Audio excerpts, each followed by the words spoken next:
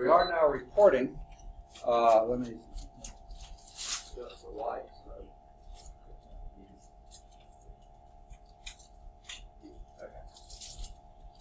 Yes. Okay. Okay. But because we had the lab on the front end, we're going to have class on the back end. Oh, here we go. I already marked the zero right there. I'm sorry. Did I mark you or did you? Okay, I thought I did. Okay. Let me go over just a couple things. Sorry about this first announcement. I don't know if y'all have been noticing the pattern kinda. Y'all turn things in, and generally I don't get things entered on Blackboard till the weekend. I wish I could do it a little faster than that, but with no office hours Monday, Wednesday, and very few on Tuesday, Thursday, I generally have to take Thursday afternoon, Friday, Sunday, whatever, to get caught up with the grades. However, things just got worse, okay? Now, you know, I have no office hours Monday and Wednesday, and have on Tuesday, Thursday, 10 to 12, and 3:30 to 5:15. That's all, okay, all week long. Well, I found out end of last week, first of this week. Last week. I found out last week I have been assigned to be on a search committee or a screening committee for a biology position. I'm not in biology, so what he'd get me, but they did. And so yesterday afternoon I went over to do my screening.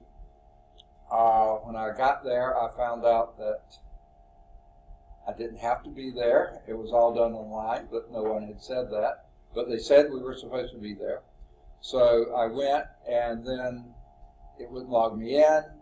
The site crashed a couple times. So it was, even though it's handier for the Human Resources Department, because they don't have the paper to deal with, it's a pain in the neck for us because the site keeps going up and down and that kind of stuff. So in other words, since I couldn't log on for about a half hour, 45 minutes after I got there, and then the site crashed a time or two, I got 3 done out of 18. So tomorrow, all my office hours are going to be spent doing, when students aren't coming by and stuff like that, doing my screening. And probably over the weekend as well. Okay. How does that why do you care? You probably don't, except all these papers that have just been turned in, I don't know when I'm going to get them graded. But I've got to get those screenings done, and once I get them done, then I get back to my grading. So don't expect to see, as you may have seen, grades being posted over the weekend. If I can, I'll still do that, but don't bank on it. I'll do the best I can to get as many done as possible, but I'm really behind the 8 ball right now being on that committee. Now, later, they're going to have interviews, and interviews take basically all day. What days are they going to have these? I don't know. But if they have them on Monday or Wednesday, we're in sad shape. And I've already said I can't do Mondays and Wednesdays. That means they'll probably schedule them for Monday or Wednesday. But anyway, I'll see if I can do something to get out of this, but right now I can't. All right, any questions? There was one other thing. I'm not going to call any names or anything, but there was a student who came the second day of class, and after class she told me, or sometime, maybe right before class sometime, that she was having some issues up, and but she hadn't paid, and she never came back, so I thought those issues overwhelmed her, so she wasn't going to come this summer. And then late last week, Thursday I think it was, she called me and emailed me saying she was coming back Monday. So far she hasn't shown up. But what's more, she is paid since then. So she is planning to do the course, and I've sent her all the materials, but I haven't gotten anything back yet.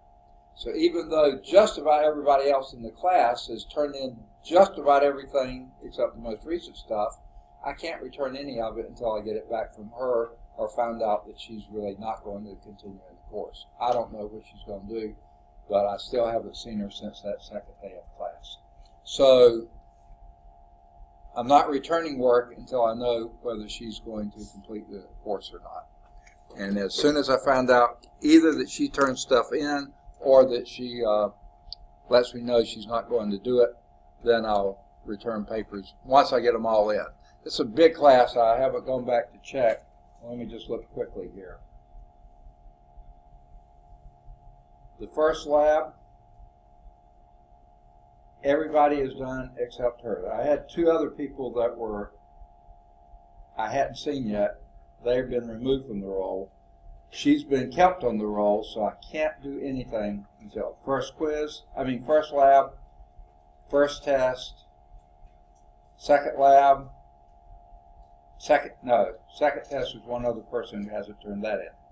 Okay, so some stuff I would have returned to you already, except that she's back in the class again. So as soon as I know, either get things from her or find out she's not going to come, then I will. I'll get the stuff back to you. Okay, sorry we're so late getting started. Any questions before we get started? Chapter 4 or before? Okay, I'm sorry. Topic 4 or before. We're beginning topic 5 today, which is energy. Okay, this is an old slide, so it still says chapter. Now first, energy takes on many forms. So it's really hard to track because it can flip and flop forms pretty quickly. Here are the ones we're going to focus on now, mechanical energy. Now there's two types of mechanical energy. One of these is kinetic and one of these is potential. Kinetic energy is the energy associated with motion. Just like kinetic friction was moving friction. Static friction was not moving. Kinetic energy is the energy of motion. Potential energy is associated with a position. Okay?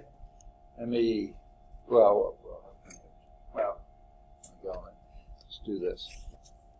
If I throw this book at you, okay, it has kinetic energy because it's moving. If I raise the book up here, it has potential energy, potential to do some damage. Don't believe me? Stick your foot out and I'll drop it on it. Okay?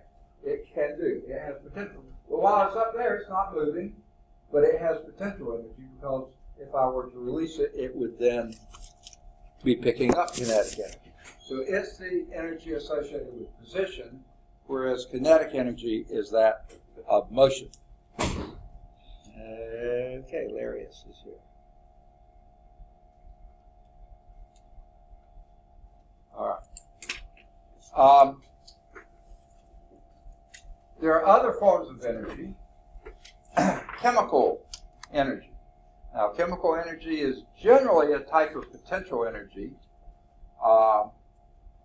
For instance, just before class, I finished eating my salad and my sandwich, and hopefully, and as the class moves on, my stomach is going to be converting some of that chemical energy into motion, okay? Because my stomach is digesting those, especially the carbohydrates. Carbohydrates get to the sugars, get to your cells, and you burn the energy of the cell. You breathe out carbon dioxide. You know, that's the process in water vapor. Those are forms of chemical energy. The little green leaves on the trees out there are taking sunlight. That's one type of energy, and converting it to sugars. So they're converting to chemical energy. Electromagnetic energy. This is basically physics 2. If you come back next summer or take it somewhere else, you'll be talking about electromagnetic energy. We're not going to focus on that in this class. Nuclear energy. Just about all the energy we're using or will use at one time was nuclear energy, because guess where it came from? The sun. And the sun is one big thermonuclear reaction going off continuously. Has been going off continuously, they think, on the order of about 5 billion years, and they hope that it has about 5 billion years more hydrogen fuel in it to continue that nuclear energy. But all the energy we use pretty much has its foundations in the sun.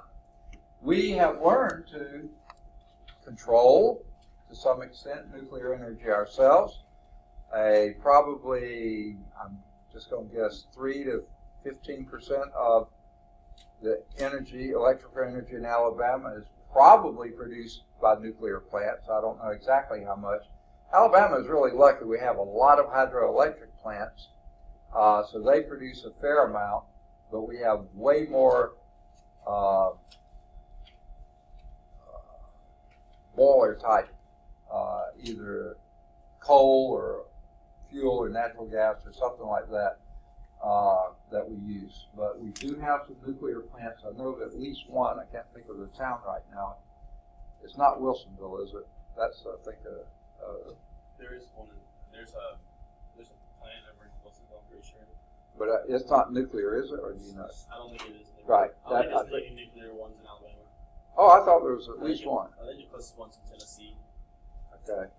Okay, because a friend of mine, he's retired now, but he was with Southern Company Nuclear, and they were here. Second? There might be one in Dothan. I'm not at all familiar with the Dothan area, so there may be one down there. So they're not that frequent, so I'm guessing. There's 4. Huh? There's 4. There are 4? Yeah. Okay. Name someone. Do you have the names? The Allen R. Barton plant, that's what's in Central Alabama. Then there's another one that's in Hollywood, Alabama. Okay, I didn't even know there was a Hollywood, Alabama. And then there's another one that's on Wheeler Lake near Athens, Decatur. And there's another one in Dothan. Okay. I guess it was Wheeler I heard about. I was thinking it started with W, but that didn't sound right. But anyway, so we have maybe 4 nuclear power plants. I bet you we have a dozen or more coal or fuel or natural gas power plants, and I'm guessing probably close to a dozen, maybe not that many, hydroelectric plants. So, yeah, nuclear is fairly small here. Over in Georgia, I know there's Plant Vogel on the Savannah River. They supply some of the energy that we use over in Georgia.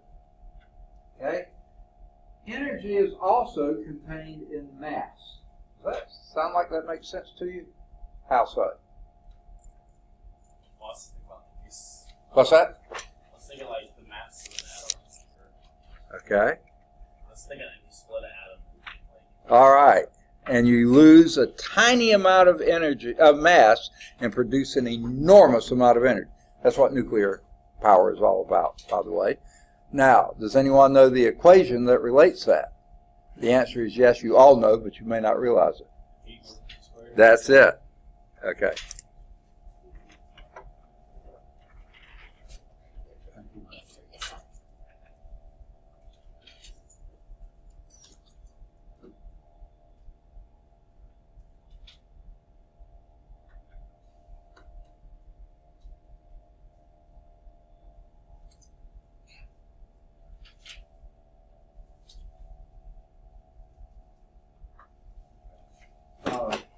Sorry to make you do No, it. it's okay. It's okay. Would you go out to Natural Services and see if any of these are in processing today? Okay. And while you're down there, check to see if either of those 2. Okay. And don't mind, I don't know if they can do it or not. Go to the registrar's office and see if they can maybe contact those students and see if they can move any of these 3 into that. Okay. Okay, but he still didn't give me an answer on what the bottom line is. Yeah, it just says cancel this one. Right, I understand that. And So, is you gonna let that run to late shooters as long as some more of those pay? I guess so. I think that's what it's. I'll see. I'll find out. Okay. Thank you much. Sorry to make you do all this, but No, it's okay. if it has to end the day, Yeah. thanks. Okay. I think I mentioned to you before, the first half of the term ends at the end of business today, okay? And the second half of the term begins first thing tomorrow morning. Now, I don't know, y'all, some of you are from Lawson, but many of you are not. Here at Lawson, we run these fun little courses called mini-term classes. And they ran for 5 weeks. So the first mini-term classes are ending today, and the second mini-term classes start tomorrow. And that's what we're dealing with. I got 3 math classes, all of them low enrollment, and they said, cancel all the classes low enrollment. So I said, what are we using for low enrollment? Because they didn't say that. And so that's what I'm talking about. And they say they have to be canceled today. Well, I'm in class until 9 o'clock tonight, and she's going to find out the information. So that's why I had the interruption. So yeah, the formula, famous Einstein equation. Let me get my pen activated here. E equal mc squared. Okay? Where m is mass in kilograms. Okay? Anyone know what c is? Light. The speed of light. Do you know about how big the speed of light is? It's not 6. Second? It's not 6.8. No, it's not that. It's in miles per hour, 186,000 miles per hour. That would circle the globe at the equator a little over 4 times in 1 second. Okay? Shoom, it's flying. Okay? So, that's a huge number. Huge number. Even bigger in meters per second. A huge, huge number. Square that number, multiply that by just an insignificant mass, and you produce a lot of energy. The sun is an enormously massive body, and it's converting mass to energy at about the rate of, I think I've read somewhere, maybe 20 SUVs a year or something like that, which doesn't seem like a lot. It may not, it may be more frequently than that. But anyway, it's a huge amount of energy given off for not that big of mass that you've lost. Okay? So those are all forms of energy. Now, as I was just describing that, if you think about what I was saying, when I was holding the book up, if I were to release it, immediately that potential energy converts to kinetic because the book starts moving, right? So it changes really quickly. Chemical. While I'm talking, my body is converting stored chemical energy into heat energy. That's why all of us have a temperature around 98.6. The room isn't that hot. That's because we're burning energy. Not burning energy, burning fuel that's producing energy. And we're moving, we're listening, we're seeing, we're reading, we're doing all these things. So that chemical energy is changing constantly to other forms, heat or other forms of energy, kinetic energy or whatever. Some of it is going to fat stored potential energy, okay, unfortunately, but it's going electromagnetic energy. We mentioned the power plants. Power plants take the motion of water, kinetic energy, and change it into electromagnetic energy. Or electromagnetic energy is changed to hot light energy or heat energy or a variety of energies. The fuel that's burned pushes the fuel, heats water, so the chemical energy in the fuel changes the heat energy. The heat energy changes the kinetic energy because as the steam is allowed to go through the turbine, turns the turbine, that's kinetic energy, that produces electromagnetic energy, and then we use that. So it's constantly changing. Nuclear energy changing to heat or other forms, electromagnetic energy, light, that's electromagnetic energy. Then we take it in the nuclear power plants and form electricity here, electromagnetic energy. And like I said, the mass is being changed into nuclear energy constantly on the sun and in those 4 power plants and others across the country. So energy is many, many forms, constantly changing really hard to keep track. Okay? Here's some energy considerations. Energy can be transformed and is transformed from one form to another, but the total amount of energy in the universe never changes. It's constantly changing its form, but the total amount of energy cannot change. We say that energy is a conserved quantity. Not any specific energy, like kinetic or potential. No, the total energy is conserved. It cannot be created. It cannot be destroyed. It can change its form. That's what it does. This kind of activity, keeping up with the total amount of energy, is essential to the study of physics, chemistry, we already talked about that, biology, we talked about that, our bodies, the leaves, all the other things, geology, astronomy, because all those things you see out there are stars which have the same energy going on that our sun does, far bigger, many times larger than our sun. Ours is just an average old star, not very spectacular by any means at all. It can be used in place of Newton's laws to solve certain problems much more simply. Now, why do you think it would be simpler to use energy than Newton's laws? Any guesses? We haven't hit on this yet, but we will be. I wondered if you knew. What does Newton's laws involve? Name some of the quantities.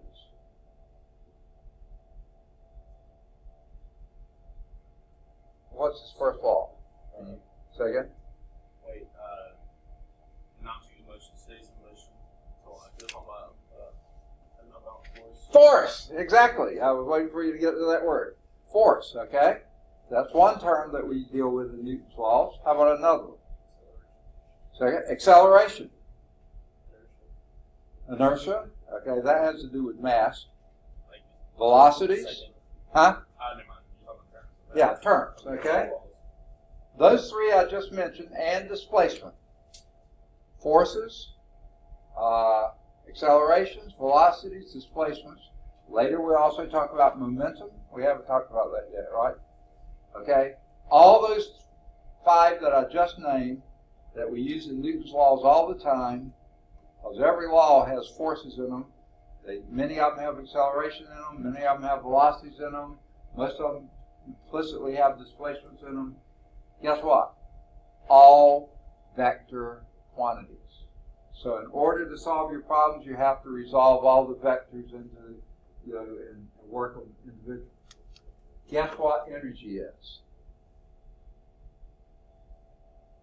Not a vector. What would we call it? Scalar quantity. In scalar quantities, you don't have to resolve. There aren't any components because direction doesn't matter to them. So that's why you can do many of the problems, certain problems, more simply using energy than you did using Newton's laws. Work provides a link between force and energy. Okay? Work is actually a form of energy. It has the same units. But work is related to force. Okay?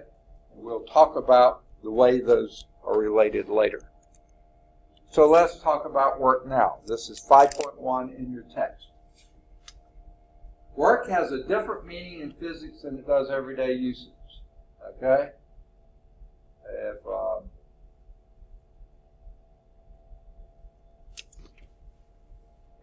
let's say tomorrow, Thursday, sometime between 10 and 12 or 3:30 and 5:15, when I'm sitting there at my desk, going through those, screening those applications and doing that, I'm working hard, right?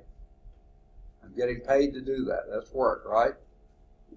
Really, I'm doing very little work physics-wise because I'm sitting. I'm hardly moving. Now I am using my eyes, and that uses energy. But really, in physics, to work is a very different thing than the term we usually use everyday life. The work denoted by the work done by a constant force during a linear displacement along an x-axis is work, which is a scalar quantity, is the product of the force in the x direction times the displacement in the x direction. Okay? Now, here I'm going to push on the chair. That's a force. Displace the chair so many meters. The product of the force in that direction and the displacement in that direction, that was the work I did on the chair. Okay? Now, remember I said force in that direction, displacement in that direction. The direction mattered there. Okay? The work didn't matter. Okay? That's the work done. Force times displacement. That's when you're doing constant force, linear displacement. So F sub x is the x component of the force, and delta x is the object's displacement in that direction. Now, what if I push with my hand like this to push the chair? Okay? Now, if you notice there, it didn't go as far as fast. And part of the reason why I did about the same force, you see this force has both a vertical component and a horizontal component. The only component that did work was the horizontal component because that was the direction of the chair's motion. The vertical component did no work whatsoever, even though I had a force in that direction. So just having a force does not guarantee you doing any work. Okay? Does that make sense? The force must be in the same direction as the displacement. I've heard and seen this example used before. Remember the story, I don't know, must have been a Dutch kid walking home late one day, happened to notice a leak in the dike and stuck his finger in it and had held it there for a long time waiting for someone to come because he didn't want the dike to rupture and break, and he saved the city, right? Was he doing a lot of work? Little bit of work maybe to stick his finger into the hole because he was moving his finger, but holding it there, no. No motion, no work. Okay? Though he saved the city, he wasn't doing much work. All right, here's that equation again. Force times, and it's assumed that the force is in the x direction times the displacement in the x direction. This equation applies when the force is in the same direction as the displacement. The F, vector F, and displacement vector, both of them vectors, have to be in exactly the same direction. And when they are, the work done is the product of that force times that displacement. Make sense? Okay.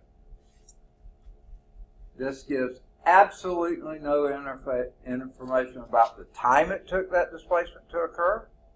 Has absolutely no information about the velocity of the object, the acceleration of the object. You don't care when it's work. All you're doing is force times a displacement. And as I was suggesting before, work and energy are scalar quantities. They do not have direction associated with it. None. Okay? That's what makes them easy to work with. However, hard to get time, hard to get velocities, hard to get accelerations. If that's what you need from the problem, you have to use the Newton law equations. Now, what are the units of work? What did we say work was? What was that definition that was on the last two slides?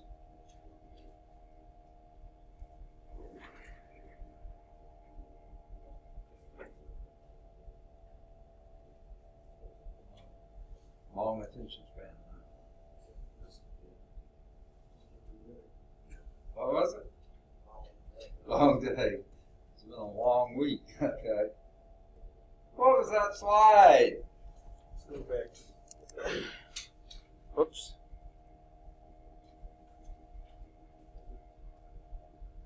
Force times displacement. What are the units of force? Newton. Yeah. Did you say Newton? Newton. Which, by the way, a Newton is a kilogram meter per second squared. Mass times acceleration. That's the force. That's a Newton. And the unit for a displacement Metric? Meter. A Newton meter is the unit of work.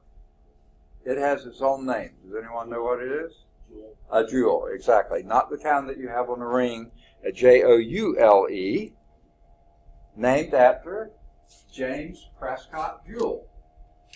And that's why it's a capital J. Newton named after Sir Isaac. Meter was not named after anybody. That's why it's a lowercase.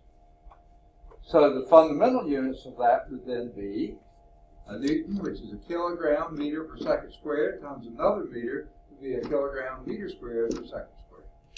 That's what a joule is. Now, the U.S. customary, what's our unit? What was the work again? Yes, that's it. Say again? So, for which one? Work. So maybe go back a couple slides again. Joule. No, yeah. What was the definition of work? How do I get it? Force times displacement. Force times the displacement. What's force in the U.S. customary? Pounds. Pounds. And the displacement? Meters. That's Feet. metric. Feet, exactly. So for the U.S. customary is foot pound. Okay? Foot pounds. Has no specific name, it's just foot pounds. And when we do the lab for this chapter, we will do one and you'll be measuring things in foot pounds. You'll be converting it otherwise, but you'll use it in foot pounds. Now, if any of you ever used a wrench that was calibrated in foot pounds, I'm guessing you guys more than you gals, but any of you used a wrench that actually had a calibration in foot pounds? You have? I have. What was it called? Okay. What were you measuring? PSI. No, that is pressure. It's called the torque wrench. Oh, torque. Okay? Torque also has a unit of foot pounds. Okay? You weren't measuring work when you were using that torque wrench. You were measuring torque. Okay? What's gives here? Remember what forces are? What kind of quantity? Hint, not a scalar. Vector, okay? And displacement is a vector, okay? When the displacement and the force are in the same direction, that's called work, okay?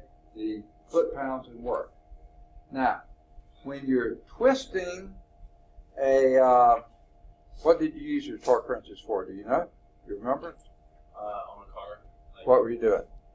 I don't remember anything.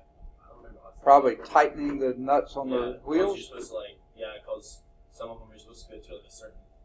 They're supposed to go to a certain torque, a certain. Exactly. Amount, Okay. So And what you were doing, you were pushing in this direction on the wrench, and your displacement from the nut was there. So your force was here, your displacement was there.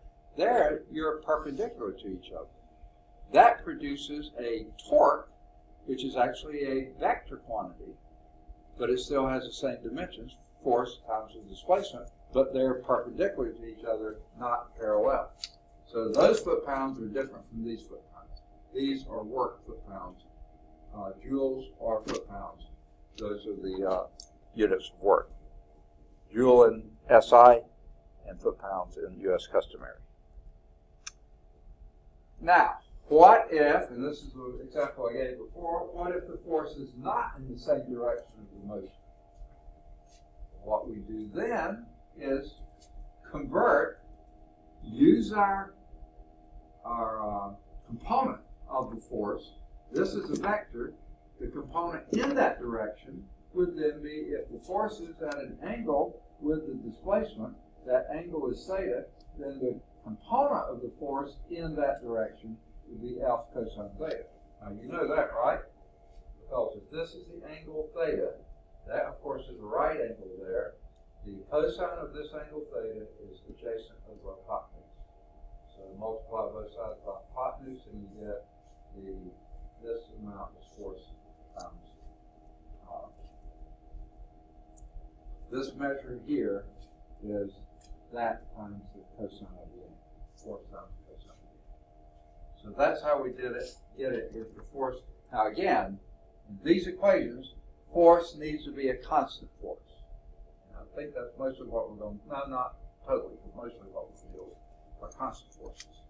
If it's not in the same direction of the motion, then the angle in between F cosine theta will be the component of the force in that direction. Multiply that by the displacement. See, this is still a vector, that's a vector. It's not the entire vector, it's part of it. The component that's up this way does no work if the displacement is set in that direction. Okay. Delta x is the magnitude of the object's displacement. Theta is the angle between. F and delta x are vectors, and F cosine theta is the vector component in the direction of the displacement. Does that make sense?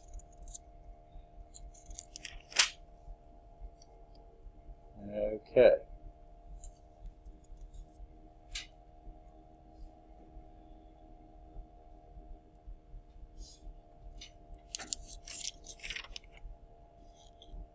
All right.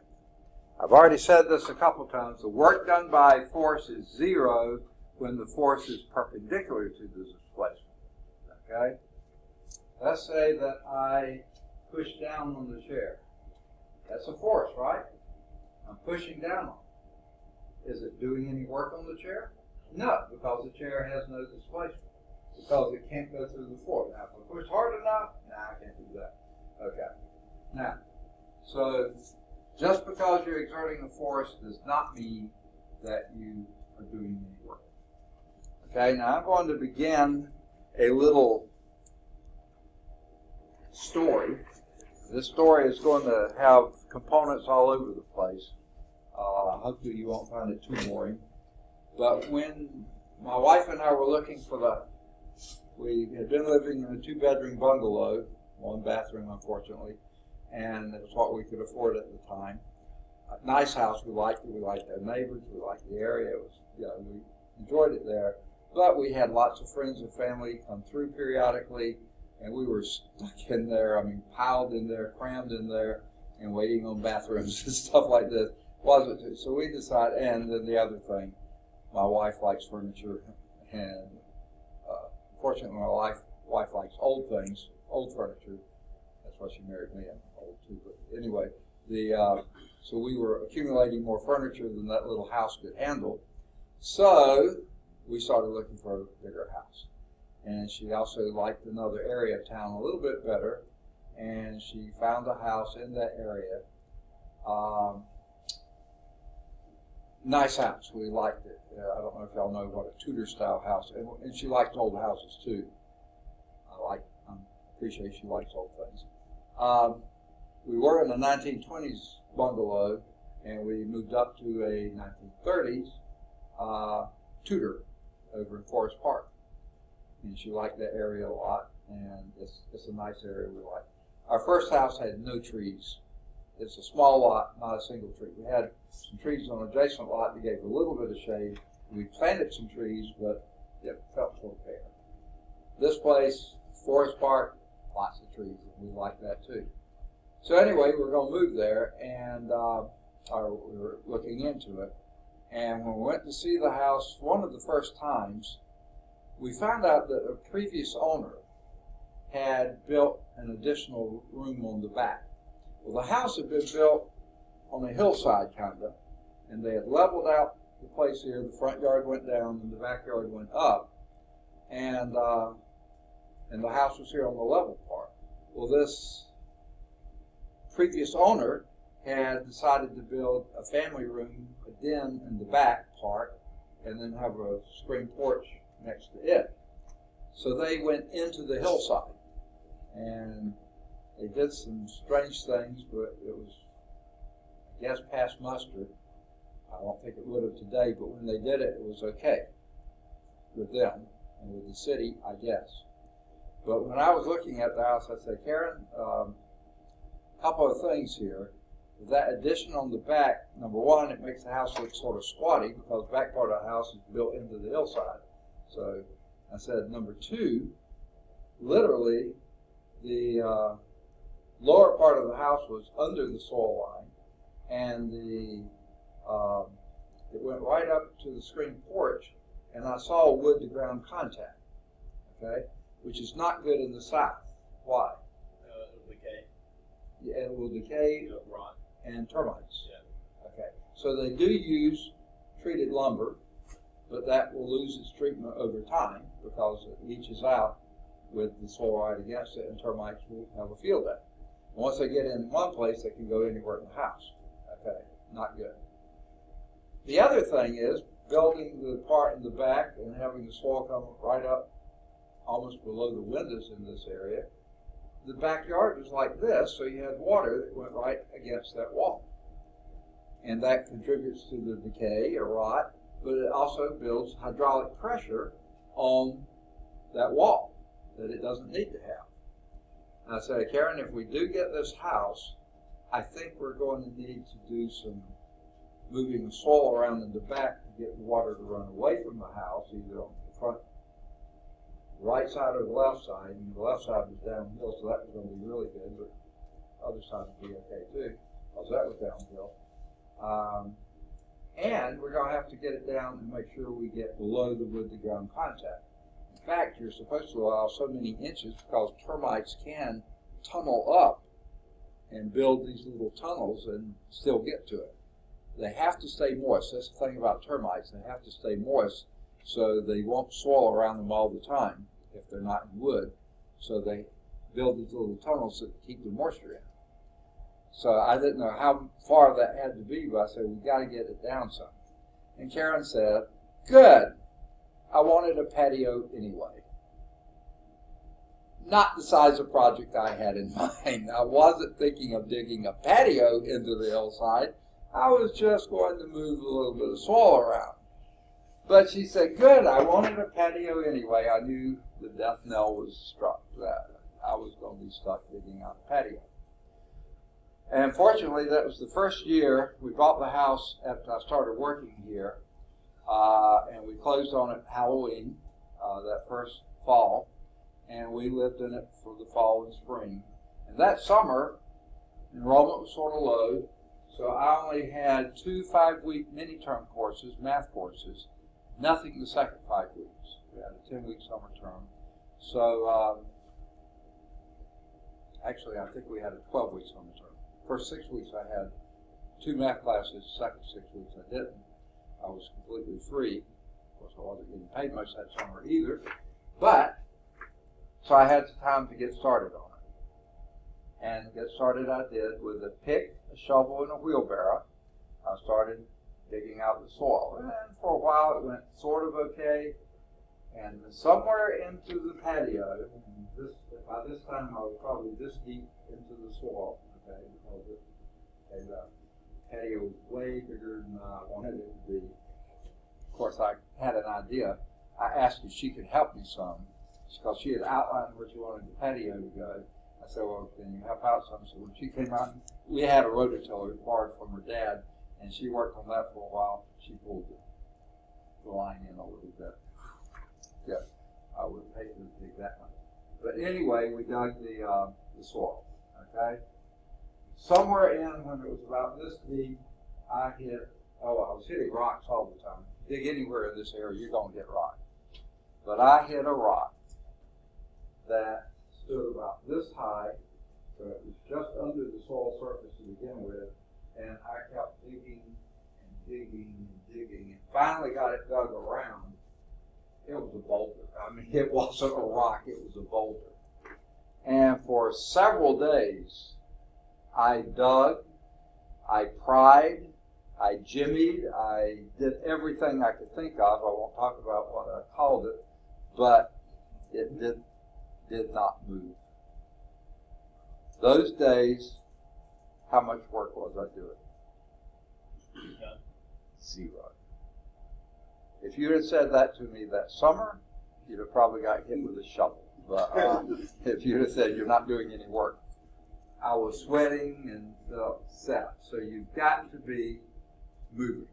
The work done by a force is 0 when the force perpendicular to the displacement even though you're doing lots of force, it's also 0 when there's no displacement.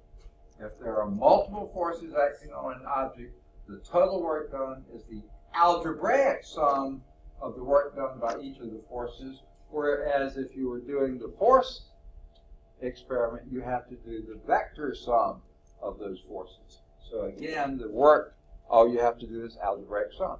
Figure out how many joules this one, that one, that one, that one, add them together. Your forces, component here, component there, component there.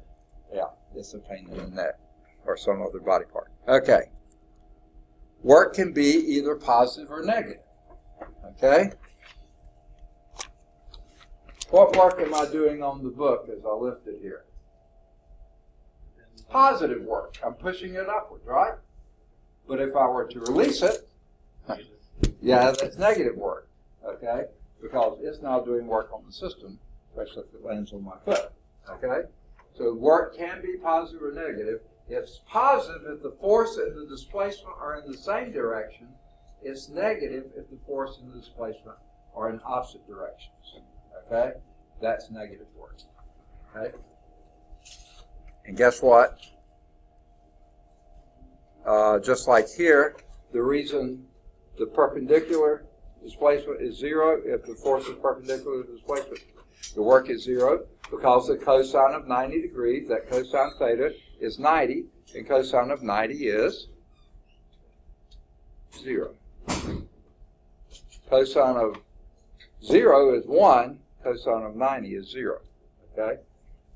Well, if the force is in this direction, displacement in this direction, force in that direction, what's the angle between them now? 180 degrees. What's the cosine of 180? -1. So that produces a negative work. Okay? So the formula helps. Okay? All right. This is the figure 5.3, top of page 123. All right. I'm carrying a bucket of water. Okay? Maybe this is cement, concrete, something like that.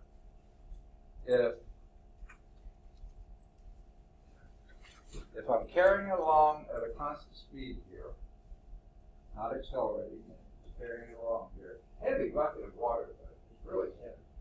Okay? Or concrete, whatever I'm doing. Am I doing any work?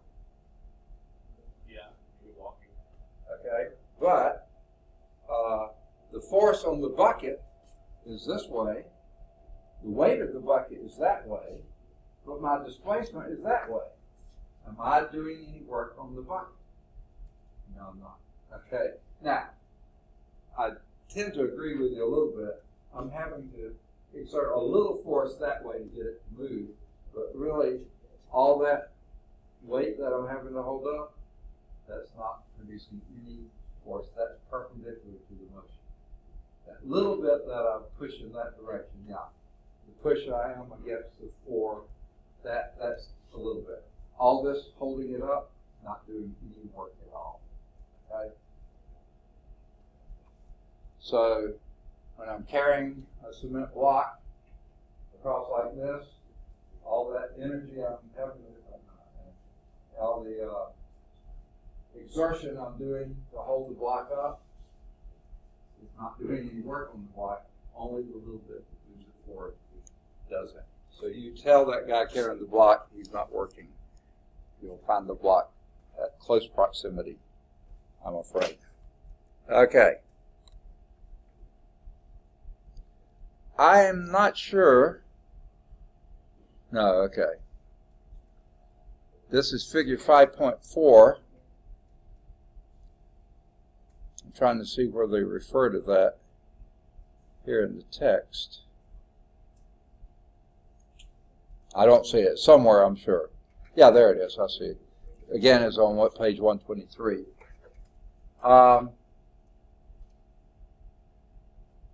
Work is positive when I'm lifting the box. Work is negative if I'm lowering the box. Okay, let's go back to my book here. I just lost my place. Okay, When I'm lifting the book, the force is upward and the displacement's upward. I'm doing work on the book. Okay? Now when I'm letting it come down, I'm letting it come down slowly, my force is still up, right? It's just not as large as it was before, but it's still up. The displacement's down. Now I'm doing negative work on the book. They say box, but I'm saying book. Yep, I lost my place. Okay.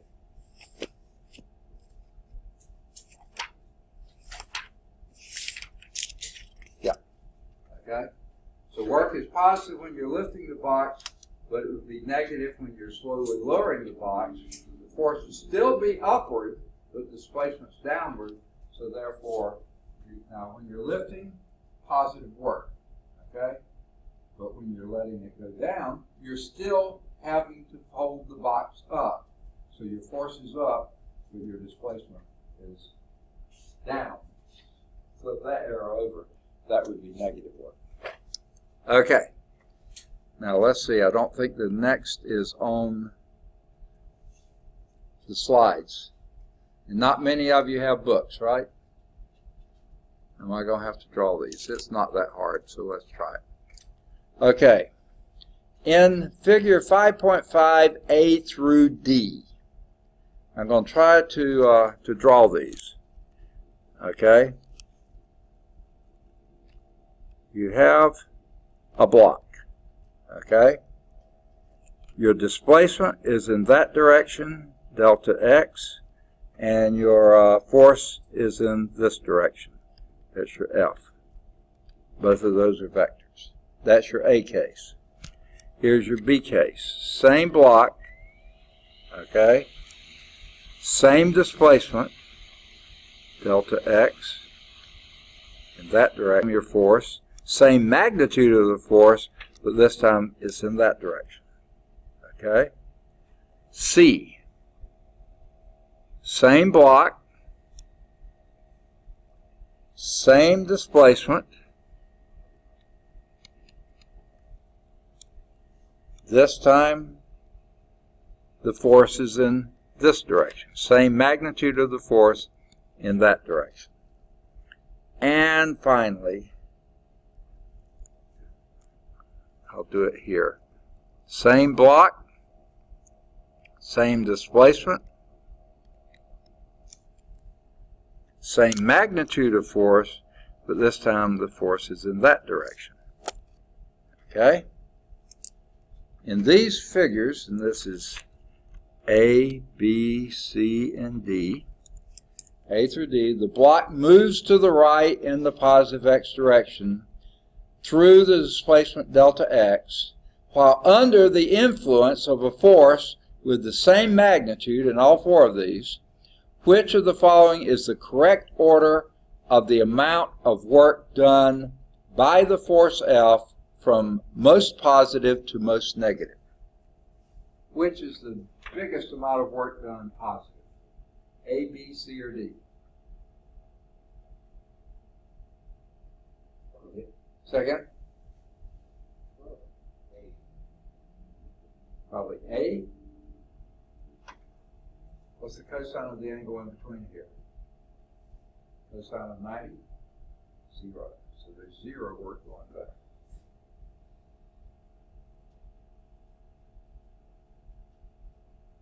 Now that may be the most. Do you think so?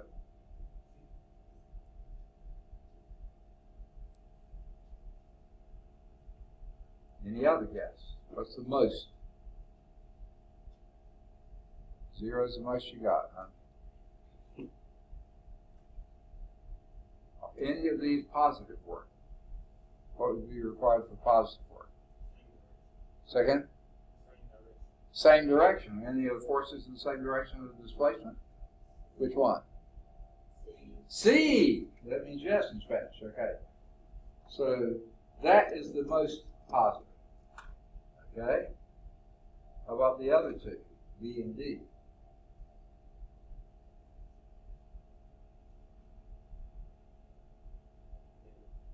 Second? They're both negative work.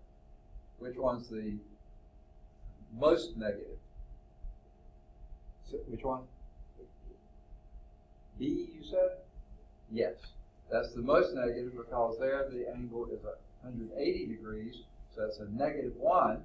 Because the magnitude of these, all the forces and displacements are the same, so it's all determined by the cosine theta. Here, cosine theta is 0, so you multiply those two together, you get the most. Here, they're 180. Here is 90, so it's 0. Here is 180, that's -1. The cosine of 180 is -1.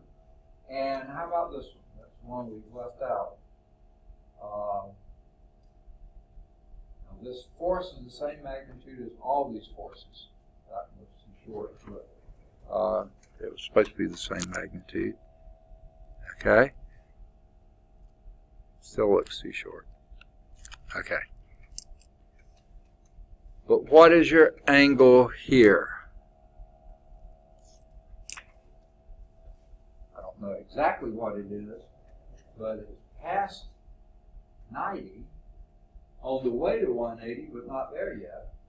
Let's say it's 135. Why not? Okay. Cosine here would be 1. There would be 0. Here would be -1. So this is something between 0 and -1. So it's not as negative as this one is, but it's more negative than even 0 is.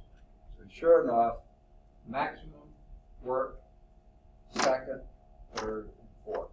Just picture that force going around like this, from +1 to -1. And that's how it goes. Maximum, 0, somewhat negative, very negative. Okay, so that should be, what did we say?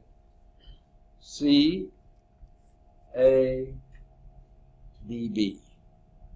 CADB, that looks like answer number C, which again would be yes. Let's see if it is yes. One is C, correct. Any questions? There's a little tip 5.2 here. Tip 5.1, work is a scalar quantity. We already talked about this. Tip 5.2, work is done by something on something else. Okay, I guess that's a good tip. It sounds sort of bizarre to me. Okay. The final slide on work, on 5.1, work, and this is basically what that tip was, work doesn't happen by itself. You have to exert a force, you have to make a displacement. Work is done, that's exactly what it is. Work is done by something in an environment or on an object of interest. Okay, done something by something in the environment on the object of interest. So something done by something on something else. The forces are constant in the equations used so far. You can have varying forces, and we'll talk about those later. Okay? Especially when we get to spring forces. All right. Now, in your text, there is a little blurb here, 5.1.1, and this is work and dissipative forces. I have a feeling this slide's going to show up somewhere later, so let's see if I can find it, and then we'll come back to kinetic energy. Let me make sure. Yeah. So let's see if we can find work and dissipative forces. Whoops.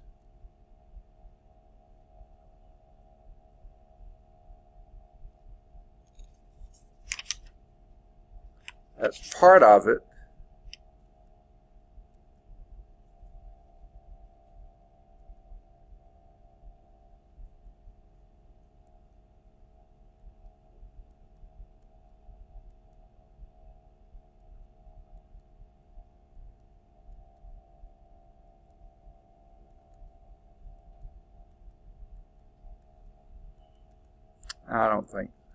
I guess they don't have the slide there, so let's go back to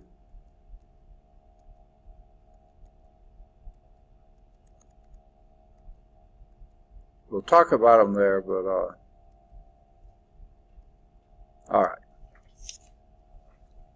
I'll just mention basically what they're talking about here. Generalization.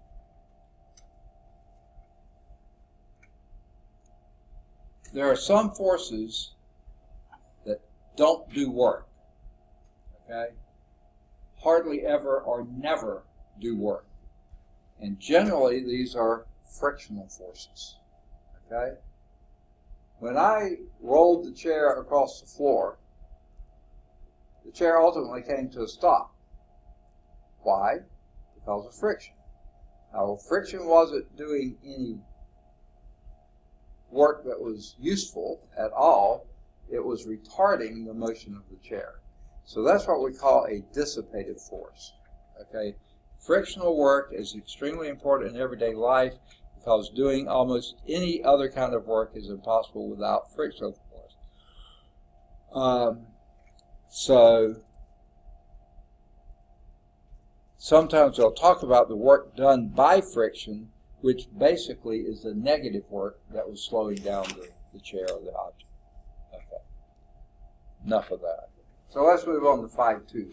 Kinetic energy, what do we say kinetic energy was? Energy associated with motion, moving, of an object of mass m through a velocity with a velocity v. Okay, now let's get that right now. If kinetic energy is the energy of motion, an object must be in motion to have kinetic energy, right? An object at rest has no kinetic energy. It's not moving. Now, if you have motion, what one quantity do you have? Guaranteed to have. Actually, there's a couple. Say again? Okay, direction is part of it. Okay, remember the quantities we talked about before? What were they? Velocity. If it's moving, it's got a velocity. Now, it also has a displacement, so that would have been okay too, but it has to have a velocity. So if the thing is moving, it's got to have a speed. Now, that is no longer velocity, the vector. This is the magnitude of velocity, the speed. That's why they write it with not bold and sometimes italicized. Here it's not italicized, but that's velocity. So here's the definition of kinetic energy. 1/2, and you might say, where does that come from? We'll get to it maybe later. The mass times velocity squared. That is kinetic energy. Now, a formula I wrote on the board not long ago was pretty similar to this, wasn't it? Not in magnitude, certainly. But remember something I wrote was M. Einstein ring a bell? E equals mc squared. Energy is equal to m, instead of velocity of the object, it's the speed of light, which is the velocity. So that's going to have the units of energy. This does too. Now, to sort of address where the 1/2 comes from, have any of you had calculus yet? Yes. Yeah. Okay. All right. You don't have to have calculus, but have you had integral calculus too? Or just differential? Just one course or two courses? That's a Cal 1. Cal 1, okay. Right at the end of Cal 1, you probably introduced integration. Yeah. But I don't know how much you got into it. But when you do integration, this is called an integration constant. And let me just give you a little hint. Most of the time, not all the time, but most of the time, if you have your variable raised to a power of 2, you're going to have the coefficient of 1/2, or some half. You've got to have a 2 in the denominator. And that's a constant of integration. Okay? So you don't have to worry about that, but remember, the 1/2 is in there. So kinetic energy is 1/2 the mass times the speed squared. Okay? It's a scalar quantity, that's why we use speed rather than velocity. But even if you used velocity, this is velocity multiplied by itself. And by the way, probably way more than we need now right now. But anytime you multiply two vectors together in the same direction, basically you wind up getting a scalar. If you multiply two vectors together perpendicular to each other, you're either going to get the scalar 0, or you're going to get another vector. Okay, so that's called the dot product of vectors or the cross product of vectors. I don't know if any of you have had those, but if you do, a dot product produces a scalar number and a cross product produces a vector answer. This, because that is in the same direction, V is in the same direction of itself, that is a scalar product. So you can either talk about the speed, which is the scalar quantity of velocity, or the dot product of the two velocities, which is the magnitude squared. Okay. So scalar quantity with the same units of work. Wait a minute. Let's check these units. Is 1/2 have a unit? That's just a pure number. About mass. Kilograms. Say again? Kilograms. Kilograms. About velocity. Meters per second. Okay, and when you square meters per second, you get meters squared per second squared. So you have a kilogram meters squared per second squared, which is a joule. Exactly. Kilogram meters squared per second squared. Same unit as work. Okay? A joule. Okay? Scalar quantity. And work is related to kinetic energy. Okay? So Shakina decided to show up today. Or eat lunch one. Okay?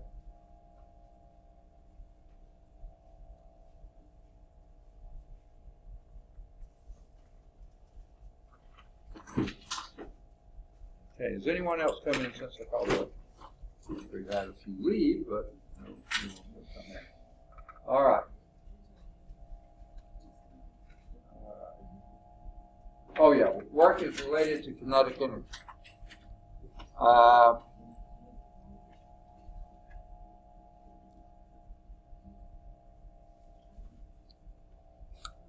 Let's say you're a catcher in baseball, right? Who's one of the best fastball pitchers these days? I remember Nolan Ryan. I've read about Bob Feller. I remember Randy Johnson. Huh? Randy Johnson. Okay, let's take Randy Johnson. I think he's retired now, isn't he? Yeah, okay. But boy, he could throw it. Now, I would have hated to be his catcher. That would have worked me to death. Because, huh? Yeah. So, what is that catcher having to do? He's having to change the kinetic energy of that ball every time, because it was coming in there at 90-some miles per hour, maybe even greater, and he was having to bring it to a stop. So he was changing the kinetic energy of the ball. He was doing work on the ball, and he had to be on the ball. So it was having to do a lot of work, and I bet you a very sore hand to boot. Okay, and especially if he misjudged a few. So work is related to kinetic energy. On the other hand, what if you were, any of you golfers, tennis players, baseball players? Okay, baseball players. Okay? Here comes a Randy Johnson fastball, and you're trying to hit it out of the park. You don't have to do any work on that ball? You better believe you do, because the kinetic energy of that ball coming in this way, you got to change that kinetic energy and make it go the other way. You're doing a lot of work on that ball, and probably hurting your hands on that bat too. If you've ever hit one, what's that? If you hit it solid, it feels awfully good. If it doesn't quite make it to the fence, it didn't feel quite so good, did it? Okay. Huh? On the handle. Okay. So here's the work energy theorem. Okay? Work kinetic energy theorem. When work is done by a net force on an object, the only change of the object is its speed. The work done is equal to the change in the object's kinetic energy. So if all you did was change the object's speed, then you had a change of the kinetic energy. So the net force, like the catcher catching Randy Johnson's fastball, is the kinetic energy final minus kinetic energy initial. He was doing change the kinetic energy. He was doing a fair amount of work on that ball. That's the net work done. The speed will increase if that net work is positive, meaning it got greater. In this case, catching the fastball, the kinetic energy got less, so the speed decreased and the net work was negative. He was doing negative work on the ball. It had more kinetic energy before he caught it than it did after he caught it. So he was doing, the KE final was less than the KE initial, so that was a negative delta work, so he was doing work on the ball. Okay? Negative work on the ball. The force was in the opposite direction of the displacement. Okay? Now here is the figure on page 127. Moving hammer has what kind of energy? Kinetic energy, because it's moving. Now, think about that head of the hammer. Would you say fairly massive or not so massive? Not so massive. Say again? Not so massive. It's up to, drop it on your foot and tell me it's not very massive. Okay? It's fairly massive.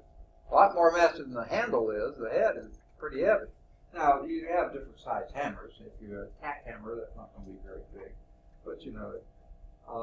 So the object's kinetic energy, the hammerhead, okay, has a fair amount of kinetic energy. A large mass, and you're hitting it pretty fast too. 1/2 mv squared, that's going to be a fair amount of kinetic energy. The object's kinetic energy can also be thought as the amount of work done, of work the moving object could do in coming to rest. And hopefully that nail goes into the wood. A lot of times my nail bends, but if I were a good hammerer, it would go into the wood. The moving hammer has the kinetic energy, and it can do work on the nail, forcing the nail a small displacement into the wood, but there's a lot of friction there, so you're doing work against an enormous amount of friction. Okay? I think we're ready for a quick quiz 2. Let's just see. Okay. Quick quiz number 2. A block slides at a constant speed down a ramp while acted on by 3 forces. Anyone name those 3 forces? It's basically that experiment y'all were just doing, right? You had a ramp there, a block there, and you were trying to get it to slide down the ramp. Okay? What were the forces that were contributing to its motion? The weight, yeah, for sure. The weight is pulling it down the thing. But the weight's in this direction, the plane was in that direction, so it's only the component of the weight that was in this direction. Okay? So therefore, when you had the ramp like this, the component downward was pretty small. When you had it up like that, the component downward was quite a bit bigger. That's why the more you did it up, the more likely it was to slide, right? So there you had the weight pulling down. What was another force acting on the block?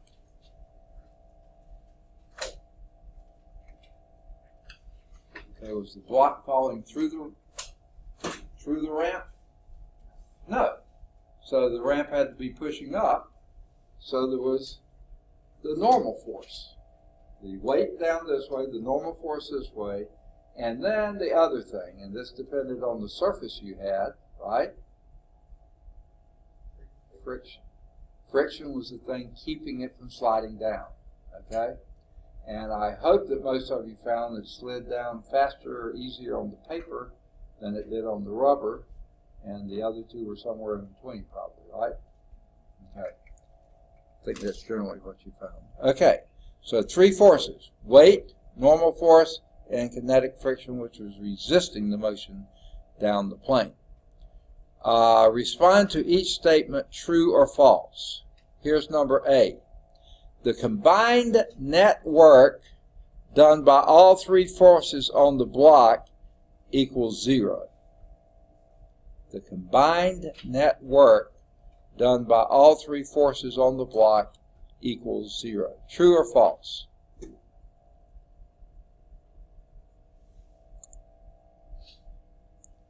Combined net work done by all three forces on the block, 0. That's true, okay? Because the gravity is pulling it in the downward direction. The normal force is pulling up perpendicular to the plane. The frictional force was retarding the motion this way, so the components all worked out. Now, here's what gave it away. A block slides at constant speed down a ramp. If it's going at a constant speed, the net force was 0. So then all the forces have to balance. Okay? If the forces balance, the work does too. Number B. Each force does 0 work on the block as it slides. Each force does 0 work on the block as it slides. Second? That's false, because the frictional force is doing negative work on it. Each of them is doing different work. So that should be, B should be false, and indeed it is. Okay, C. Each force does negative work on the block as it slides. That sounds like the same question. No, I'm sorry, each block, okay. The first one said each force does 0 work on the block as it slides. This one says each block does negative work on the block as it slides. True or false?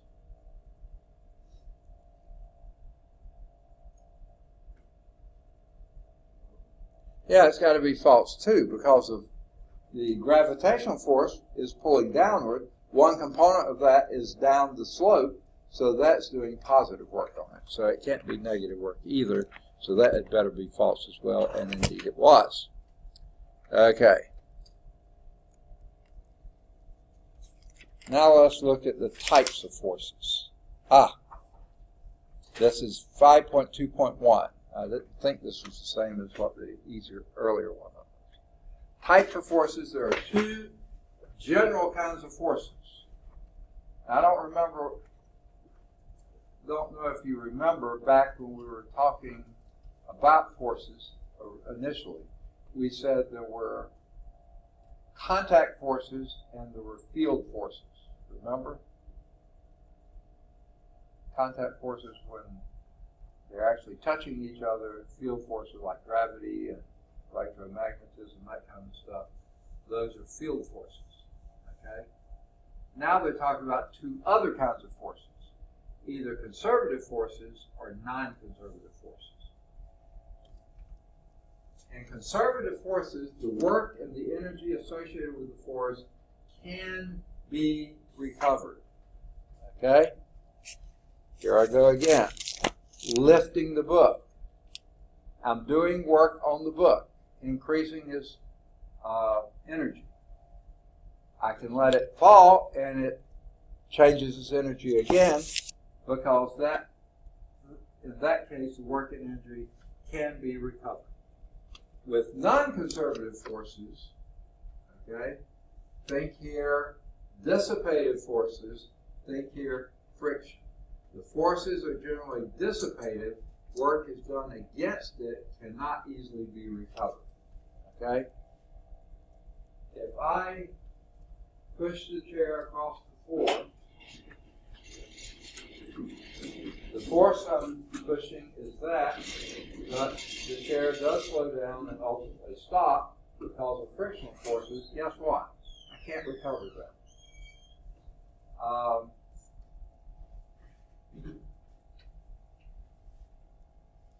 Do any of you own a hybrid, or do you know of anyone with a hybrid car?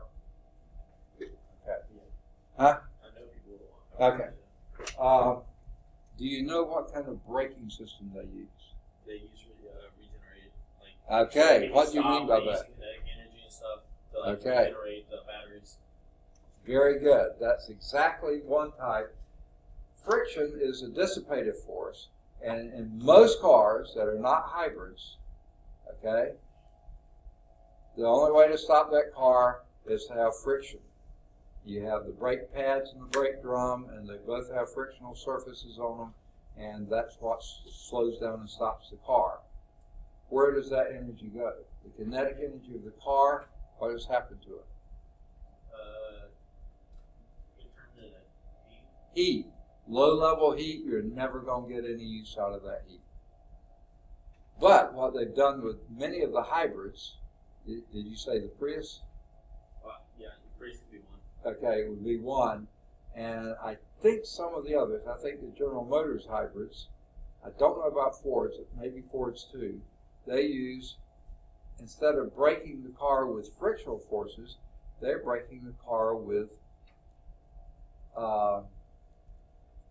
kind of what you would call electrostatic forces. In other words, they're making the turning of the wheels turn a generator, and the generator has a lot of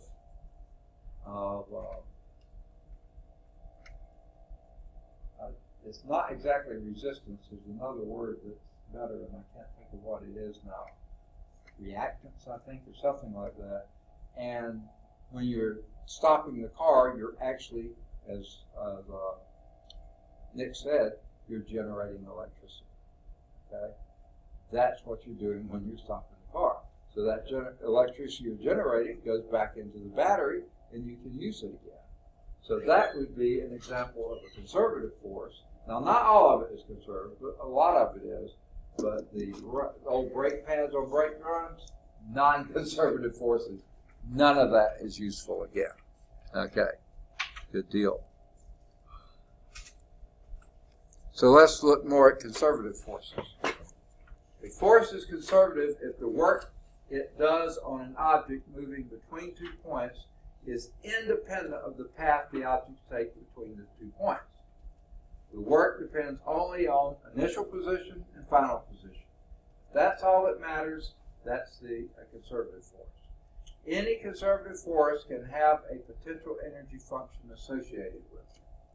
So, let's say I lift this book. Okay, I've been doing that all day.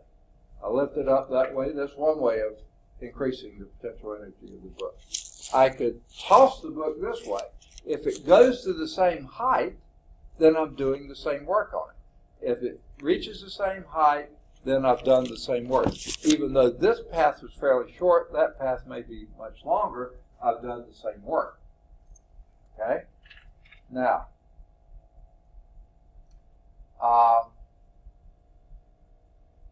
let's go back to my concrete block example. If you were having to lift the concrete block and put it onto the bed of a truck, then you're doing a lot of work, right? Lifting the block, put it on the bed. Now, if, however, you had it in a little cart and rolled it up a ramp, guess what?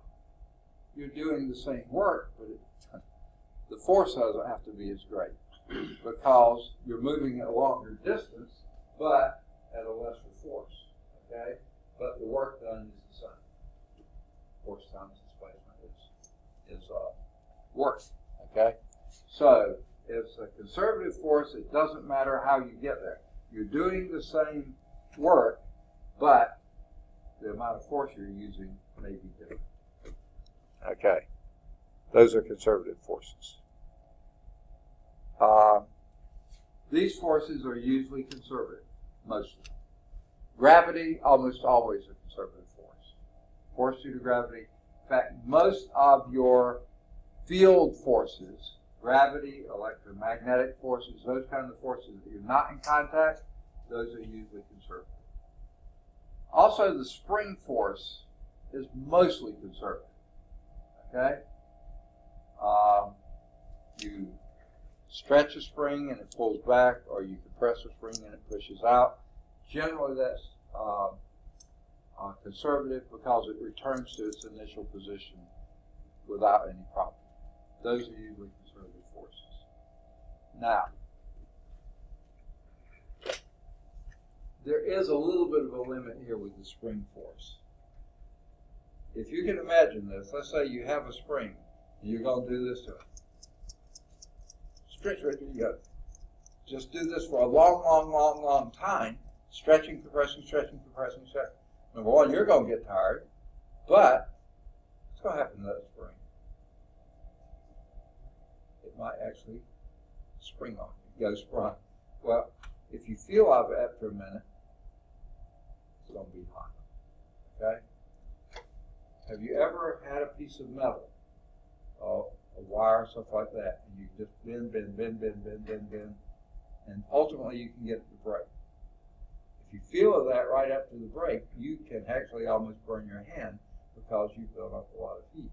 What you're doing the molecules in the spring, those molecules holding that metal together, you're stretching and compressing their bonds, and ultimately you could wear down and break that. So that's why most of the time spring force, as long as it's just one collision, then not much and stuff like this, yeah, you're not going to notice any loss. But if you did it repeatedly a lot of times, you probably would have some resistant force there. Potential energy is another way of looking at work done by conservative forces. You can look at kinetic or potential energy and see what's happening with that. Now, non-conservative forces, a force is non-conservative if the work it does on an object depends on the path taken between the initial and final position. Okay? Most of the time, anything to do with friction. Kinetic friction, air resistance, that's friction. Propulsive forces, an object forward, those are non-conservative forces. The kinetic friction basically is trying to retard your motion. Once it's retarded it, you can't get it back. Okay? Now, a pendulum, you want to have a grandfather clock or a grandmother clock that the pendulum goes back and forth. Okay? Ideally, it goes back to the same level every time. Okay? In reality, there's a little bit of friction here in this joint. Okay? A little bit of air resistance down here. So almost always a little bit of non-conservative forces there. Anytime you have kinetic friction involved, air resistance, air drag involved, or propulsive forces, that would be like a jet engine. Once the flames go out the back of the jet engine, there's not much getting them back in again, is there? So those are non-conservative forces. Friction depends on the path. Okay? The blue path here, if I was, set that thing down on the table there. Put it in this corner, the A corner of the table. Okay? And I slid it to the D corner of the table. Now, listen to this as I slide. So here's the A corner, there's the D corner. Did you hear that? What was making that noise? Friction between the feet and the tabletop. Not a perfectly smooth tabletop, not a perfectly smooth feet. Back in the rubber, which really grabs it, that is a certain amount of work to get it. Now, if I did, this table was long enough to do this. If I did this,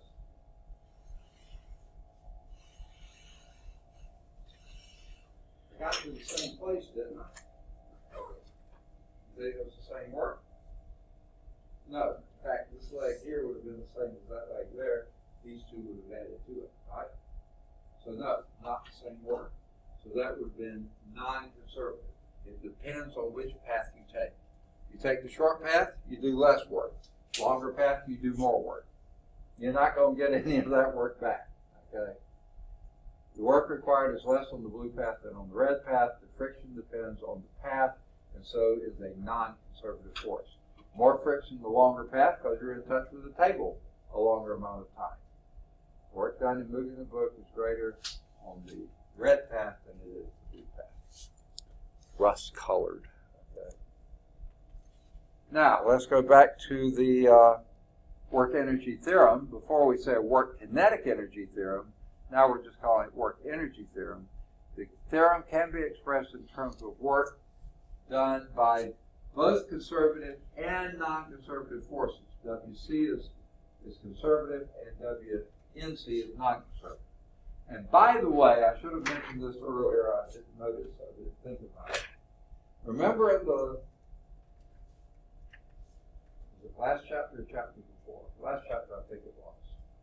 When we were talking about one quantity we used W for. What was that? Not this chapter, the previous chapter. Huh? Step on the scales. Weight, okay? Weight is usually little w. Little w weight is mg, just about always. Mass times acceleration due to gravity. Capital W, on the other hand, is work. So we use the same symbols or parameters sometimes, but we make the distinctions by capitalizing or small lowercase. Lowercase w is just about always weight. Capital W is just about always work. So, adjusting our theorem, the work done by conservative forces plus by non-conservative forces, those equal the change in kinetic energy. Okay?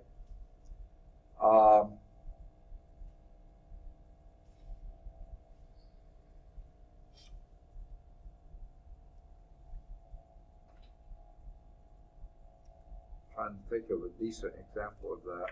I can think of a couple, but they're sort of obscure. So let's just let it go at that. How are we doing time-wise? We've already passed the, quote, lab time, right? Let me be sure I marked everybody. FA did not make it in today at all. We went 2 to 350. Yeah, we'll pass that. Okay. Nick is still here. Kiara hasn't made it in yet, right? Courtney Brooks is still here. Raven hasn't made it in yet. Shakina made it in late, but she got here and she's still here, so that's good. Charity Hopkins we haven't seen since the first day. Okay, I don't know if we're going to see her.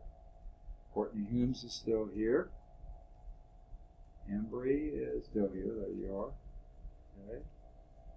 Essence is still here. Ryan is still here. Darius is still here. Monique is still here. Sasha is still here. Allison didn't make it in today yet. Darius is still here.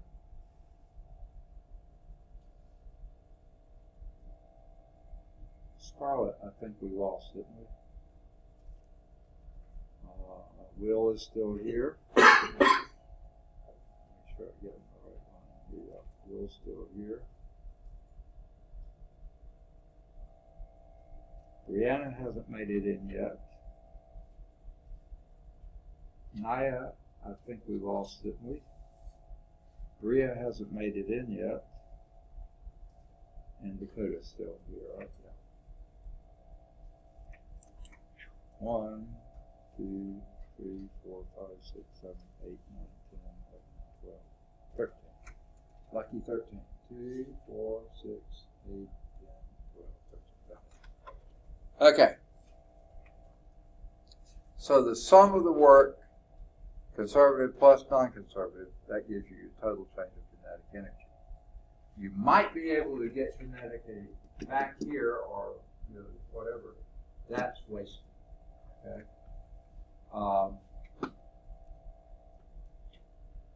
Yeah, I was kind of thinking of this.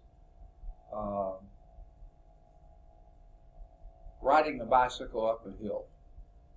Okay. You're doing work to increase, well, that's potential energy in it too. But you're doing work to get you to get up the hill. Okay. But then when you get to the top, you can coast down the other side. Okay, I like that part. However, that work that I had to do against the friction of the road and the air resistance and stuff like that, not going to get that back on the way down.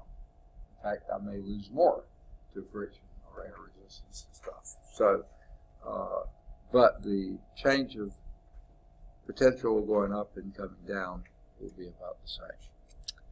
Okay. Now let's look.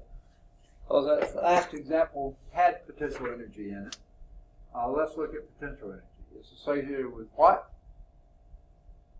Potential energy? Position of the object within some system. Okay, potential energy is a property of the system, not of the object. Kinetic energy is a property of the object. The object has a velocity, it has kinetic energy. Potential energy is a property of the system, not the object. The system is a collection of objects interacting with forces, via forces or processes that are internal to the system. A lot of blah, blah, blah there, right? For every conservative force, a potential energy function can be found. Only for conservative. Evaluating the difference of the function at any 2 points in an object's path gives the negative of the work done by the force between those 2 points. Okay? Weird kind of sentence here. Evaluating the difference of the function, that's the potential energy function, at any 2 points in an object's path gives the negative of the work done by the force between those 2 points. Okay?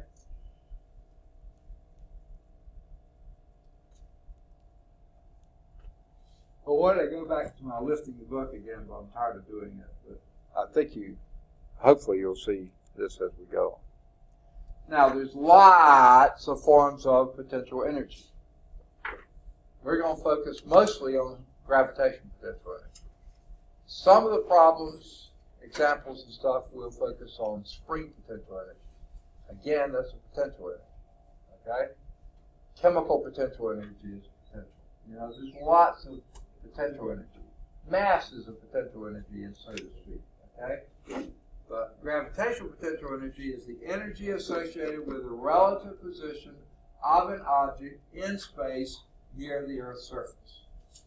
The objects interact with the Earth through gravitational force. And what kind of force is gravitational force?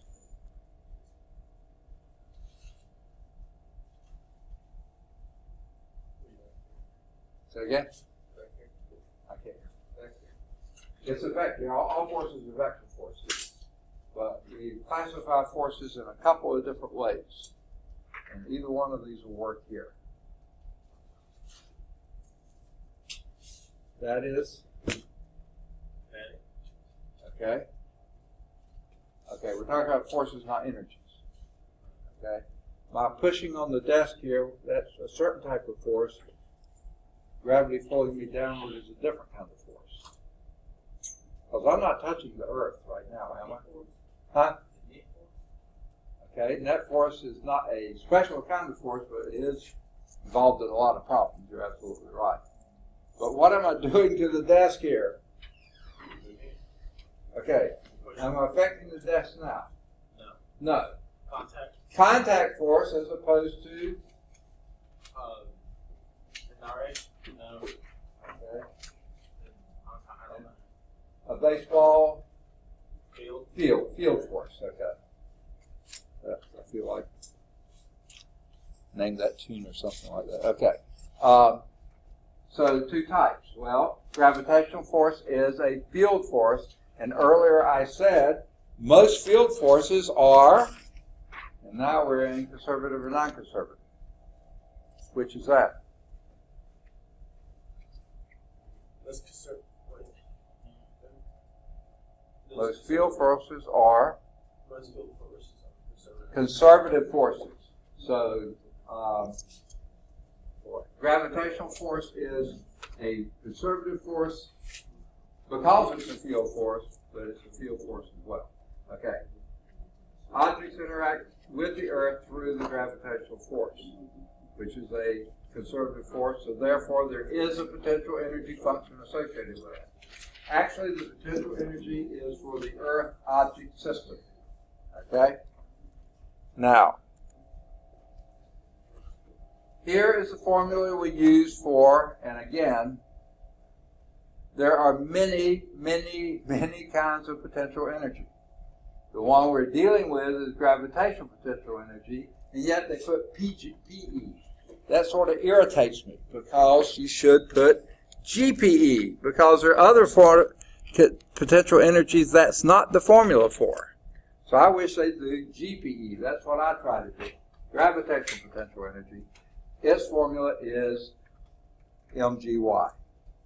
Now, what is mg? Mass of gravity, which is weight. That's a weight, which is also a force, exactly. And this y is a displacement. Force times displacement, that's work, or energy. Those are the same units. Now let's check the units on this. What's M? Units for M? Kilogram. Kilogram. G? Meters per second squared. Right. Y? Meters. Meters. Kilogram, meter squared per second squared. Yep, that's energy again. Just like work and just like kinetic energy. Okay? Now the work, you have to sort of pay attention to what you do. The work you're doing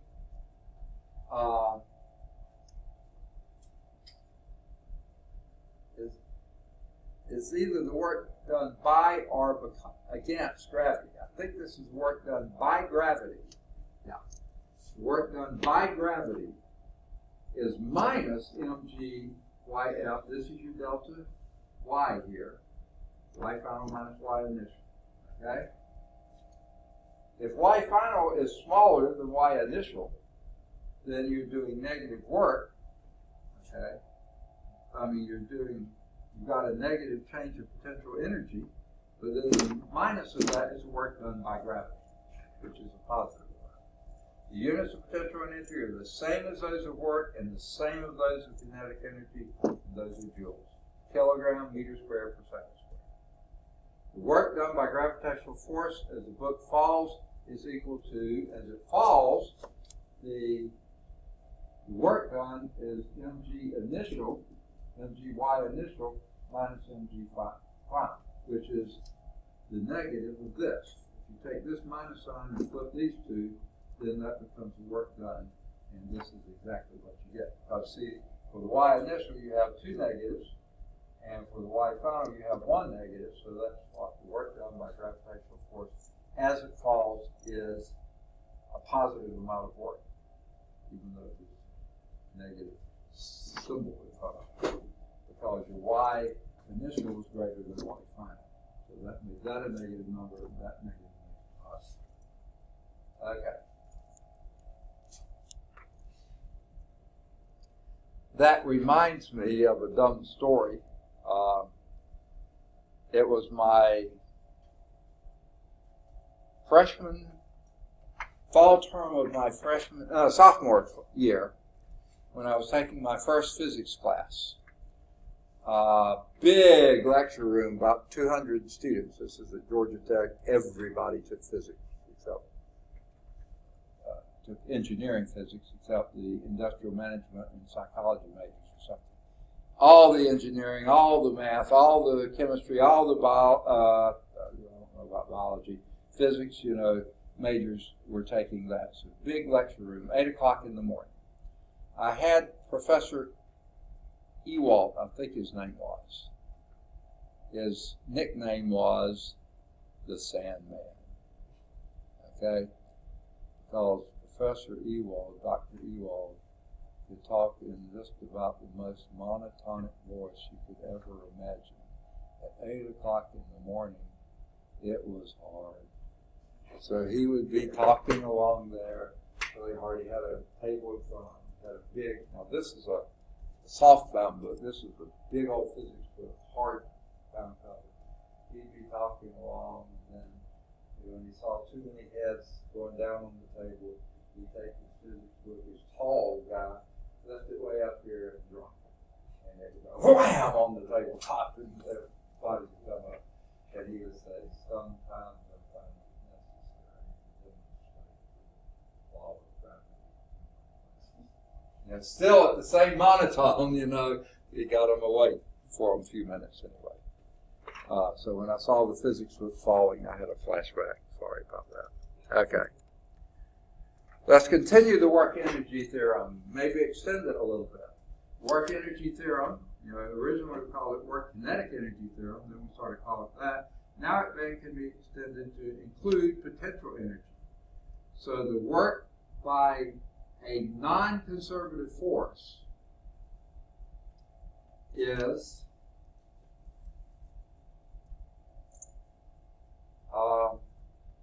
the change of your kinetic energy final minus kinetic energy initial, plus the change of your potential energy final minus potential energy initial, and those we're assuming to be GPE, gravitational potential energy. If other non-conservative forces are present, let me see, sort of bothers me a little bit there.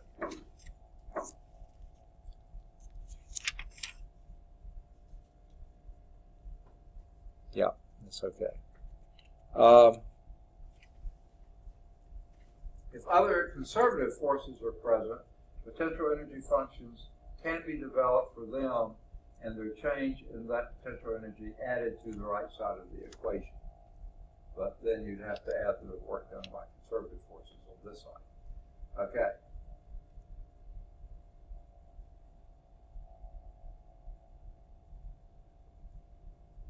Trying to think of a reasonable example of that. I think we'll do some, you'll see it in problems, so I'm not going to waste a lot of time trying to think of something specific for that. Okay. I was wondering when we were going to get to this. Because potential energies are functions of the system, the object environment system that you have going, then you kind of set what the reference levels are. Okay? A location where the gravitational potential energy is 0 needs to be chosen for every problem. Now, you have your choice of where you want to put it. Most of the time, I'm going to suggest that you put it at the lowest point that object could be at in the course of that problem. Okay? Let me go back to my book here. Okay? You get tired of doing this, but it's going to be okay. All right. If the lowest place this book can go is the desktop here, then that would be my reference level. So then I would measure how high I lifted it from there, and that's the gravitational potential energy I gave it to put it here. However, if it can fall to the floor, then at the beginning of the problem, I want to put the floor as my reference level, because that's 0 there. That's as low as it can go. If I had put the desk there, but then let it go to the floor, now I have a negative potential energy when it's down there because it's below 0.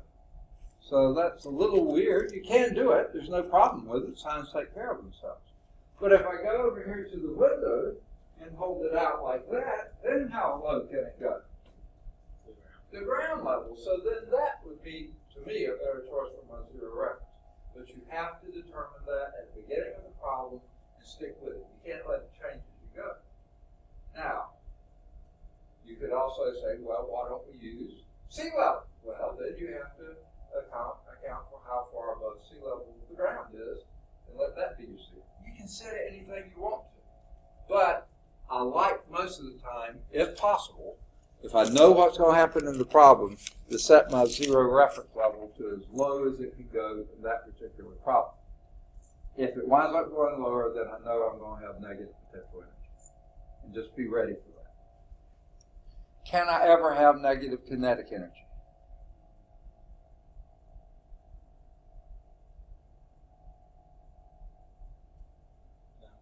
Why not? because you always have to have energy. Like there can't be like the lowest you can go to 0. It can go to 0, yes, I agree. And that, I do agree it's the lowest you can go to 0. But think of the formula. If your reference point's different. Okay, no, you don't have a reference point with kinetic energy, only with potential. What is the formula for your kinetic energy? K equals 1/2 m u. Is it One more? Squared. Okay. Now, 1/2 is positive, right? Okay. How about mass? You ever seen a negative mass? Can't be. Can't be. Okay, so mass is positive. Okay, I guess, or 0. And I guess you always have to have the mass. Speed squared. Guess what? Can you square a number and ever get a negative number? Not unless you're dealing with complex numbers, and we not. Okay? No imaginary numbers here. So guess what? Kinetic energy is always non-negative. 1/2 mv squared can never be negative. Gravitational potential energy could be if you had you're below your 0 reference level. Okay? All right. So the choice is arbitrary. A location for gravitational potential energy is 0, must be chosen for each problem.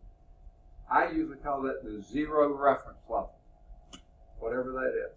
The choice is arbitrary. You can choose any place you want to, since the change in potential energy is really the important quantity. You're not really interested in actually the amount of potential energy, how much it changes in that particular problem. Once the position, though, is chosen, it must remain fixed for the entire problem. You can't go adjusting it in the middle of the problem. You're going to look like you're losing or gaining energy. You can't do that. Choose a convenient location for the 0 reference level. If the Earth's surface is as low as you think you're going to go, choose it. Even if you go below it, it's not a big deal to have a negative value. It may be some other point suggested by the problem. If you know you're going to stay in the room here, then the floor could be a good choice. If you know you're going to stay on the tabletop, that could be a good choice. Okay? Usually you decide ahead of time. They call it a priori. Okay? Yes? I'm sorry? Test 4, you got to go? Is that what you're saying? Okay, you already got the lab. Oh, you didn't get the lab either. Okay, let me give you both of those. Let me pause this a moment then. All right. You know that total energy is always conserved. Just figuring out what the total energy is really hard to do sometimes. But when you're dealing with just movement of an object within a reference frame type thing, then a lot of times a quantity we call mechanical energy may be conserved.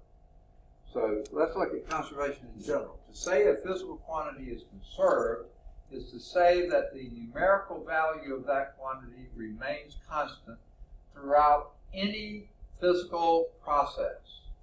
Although the quantities may change form, but the total amount stays the same. Total energy is conserved.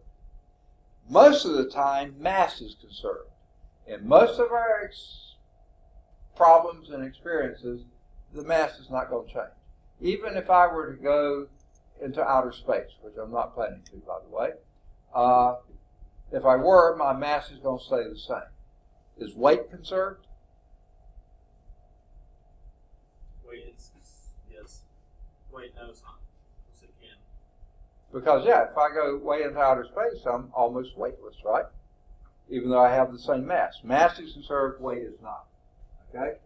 So to say a physical quantity is conserved, usually time is conserved. You don't know, I guess not. But anyway, it's conserved to say that numerical quantity remains constant throughout the physical process, though other quantities may change form.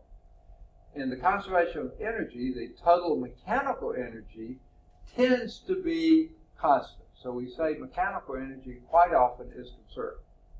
In any isolated system of objects, interacting only through conservative forces, the total mechanical energy of the system remains constant. Now, have they told you what mechanical energy is yet? I don't think so. Okay? Actually, I think that it was on an earlier slide, but it wasn't a big deal made about it. Yeah. Let's see if we get it on the next slide. Yeah, here it is. Here it is. Total mechanical energy, get this, is the sum of your kinetic energy and your potential energies in the system.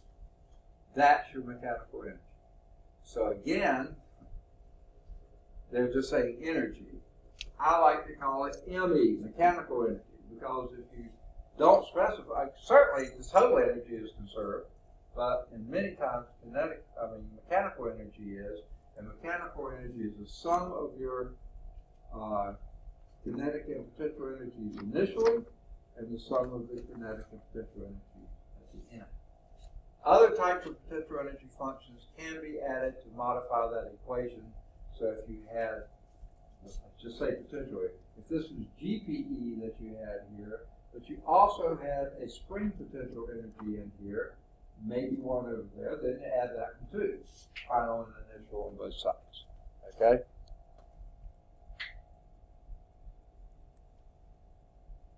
Now, there's a quick quiz. 5.3.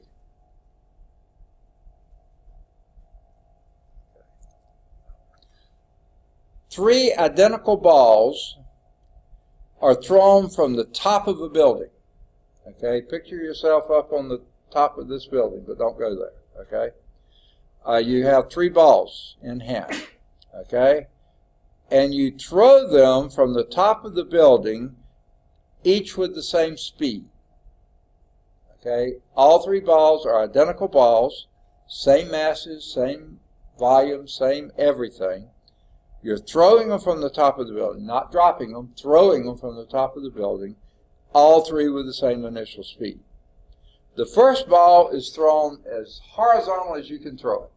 Okay, strictly horizontal. Is it going to stay horizontal? No. Gravity's going to pull it down. So you're going to form half of a parabola, with you being at the vertex, top. Okay? The second one is thrown at some angle above the horizontal. So you're throwing it up in the air, but with the same speed as you threw this one horizontally. Okay? The third one, you're throwing it down. Okay? Not horizontal, but somewhere below horizontal. Okay? But with the same speed. Neglecting air resistance, rank the speeds of the ball as they reach the ground, from fastest to slowest. 1, 2, 3 would be horizontal, elevated, depressed. 2, 1, 3 would be elevated, horizontal, depressed, and 3, 1, 2 would be depressed, horizontal, elevated. Or D, all three balls reach the ground, strike the ground at the same speed. What you reckon the speed at the bottom is going to be for those three balls? What's the order? Make a guess.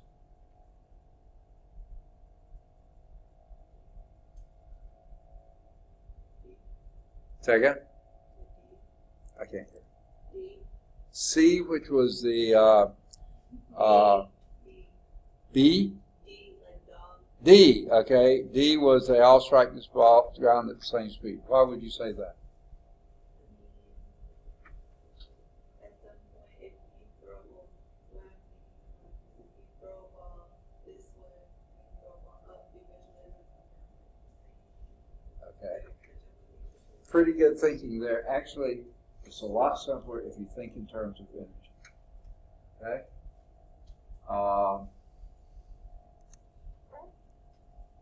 Okay? Where are you throwing the balls from? The same position, right? And they're all hit the ground. Now, here's the assumption here. The ground's level down there, right? It's not falling down the hill somewhere like that. It's level, okay? So guess what? The change of potential energy is going to be the same in every ball, right? Because it's starting from the top, landing at the bottom, same difference in gravitational potential energy, okay? Now, even though when you threw the ball up, it went to a higher potential, it still came down to the same level that you are here, and then it went on down from there, okay? So they all three have the same change of potential energy, right? And then kinetic energy, it left your hand at the same speed every time. And don't hit the ground at the same speed because it can't produce any new energy. The mechanical energy is conserved. Throwing it up, horizontal or down, now what might confuse you a little bit, the time it takes for it to hit the ground is going to be very different. The one you throw down is going to hit first, the one you throw horizontal is going to hit second, the one you throw up is going to hit third, because it's got further to go. But the speed at which it hits, because the potential energies haven't changed, then, they've changed, but they've changed by the same amount. The kinetic energy must change by the same amount too, which is, so they're going to hit at the same speed. Does that make sense? All right. Bob of mass M drops from a tree limb at the same time that Esther, also of mass M, begins her descent down a frictionless slide. If they both start at the same height above the ground, which of the following is true about the kinetic energies as they reach the ground? Bob's kinetic energy is greater than Esther's. Esther's kinetic energy is greater than Bob's. They have the same kinetic energy, or the answer depends on the shape of the slide. A, B, C, or D. Bob's kinetic energy is greater than Esther's. Esther's kinetic energy greater than Bob's. They have the same kinetic energy, or the answer depends on the shape of the slide. By the way, I forgot to check with you on the first one you did. That was 3. You're absolutely right, D. What do you think here?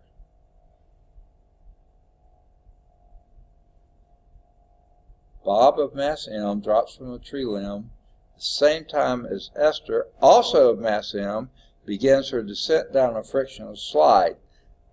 If they both start at the same height above the ground and the ground is level at the bottom, which of the following is true of their kinetic energies? Say again? C the same? Is that what you said? I think you're absolutely right again. I've got to find it. There it is. 4 is C. You're absolutely right. Okay? And the reason is the same reason before. They went from same potential to initially, the same potential at the bottom, same change of potential energy, so the change of kinetic energy has to be the same. Now, here was a key to this. If Bob drops from the tree limb, so his initial speed is 0, while Esther also begins the descent down the frictional slide. Not being thrown down the slide or pushed down the slide, but she just begins to slide. So her initial velocity is 0 too. So if the initial velocities are 0, the final velocities have to be 0 because the kinetic energies are the same. Change of kinetic energy because the change of potential was the same. All right, we're now ready for the problem-solving strategies. Okay, when you're using conservation of energy, define the system. Include all the interacting bodies. Verify the absence of non-conservative forces. If you have non-conservative forces, you're not going to have conservation of energy, so don't look for it. Select the location of the, zero gravitational potential energy. That's where Y you're going to find is 0. Don't change that location when you go about the problem. Say, oops, I went lower, I want to change it to there. No, if you started at a place, do everything based on that same place. If you go below it, that's just a negative number. Select the body of interest and identify 2 points. Basically, initial and final. 1 point should be where the information is given. That would probably be initial. The other point should be where you want to find out something. That's usually your final. Maybe not. They may tell you what it is at the end and give you the final, and then ask you how high it had to be at the beginning or something like that. So it could go either way, but usually you know the initial and you're calculating the final most of the time. Continuing, apply the conservation of energy equation to the system. Identify the unknown quantity of interest. Make sure that's what you're going to solve for. Immediately substitute 0 values, then do the algebra before substituting other values. That's sort of a nebulous statement there, but I think when you do the problem, you'll see it. Solve for the unknown, the thing that you're looking for. Typically, it's a speed or a position. Substitute the known values, calculate the result. Now, basically, what they usually like you to do is with the variables in there, solve for the one you're looking for, and do all your manipulations on the literal things, the letters, not necessarily things. Then at the end, plug in the known values, and then all you do is a calculation. If you want to plug first and chug later, you can. So either way you prefer. Now,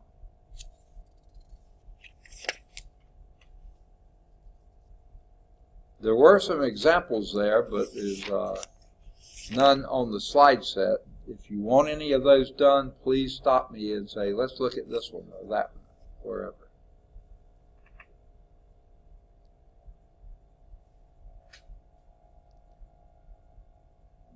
I shouldn't get into that. Never mind. Okay.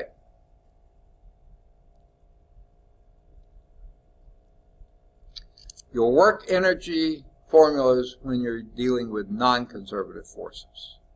Okay?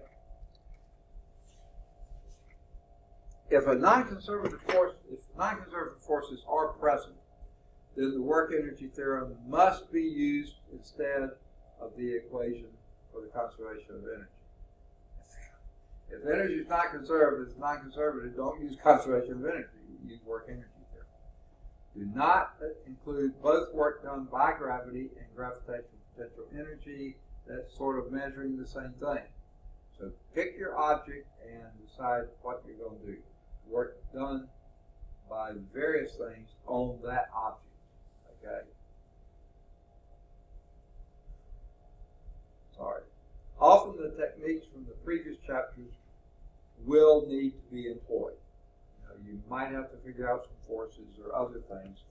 So some of the techniques we used before, you'll use here. Okay.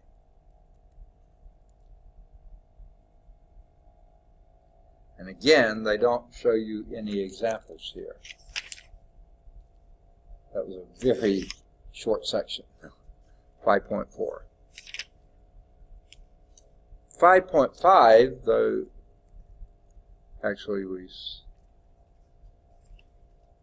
definitely they didn't have a 5.2. They had to have. Their section numbers are off a little bit. Okay. 5.5 in the text is showing 5.4 here, but in the new text, it's dealing with spring potential energy. I think I'll make it. I'm thirsty. The force used in stretching or compressing, either one, stretching a spring or compressing a spring, that's a conservative force. It involves a spring constant K. And Hooke's law gives that force. By the way, Robert Hooke be another potential paper topic. Now, if I'm not mistaken, I think I'm right on this. I think he was a contemporary of Newton's, but I think he was a little bit older, more senior than Newton. And even though I think they worked okay together in some circumstances, I think in general Newton irritated Hooke. Because Hooke had been the man, the one people looked to and asked and dealt with. And here came this young upstart, Newton, who was passing people right and left on his way to gaining and understanding and developing new knowledge and information. I think Hooke sort of resented that. I believe there was also something, either Newton poo-pooed some of his result or actually opposed them, I can't remember which. And or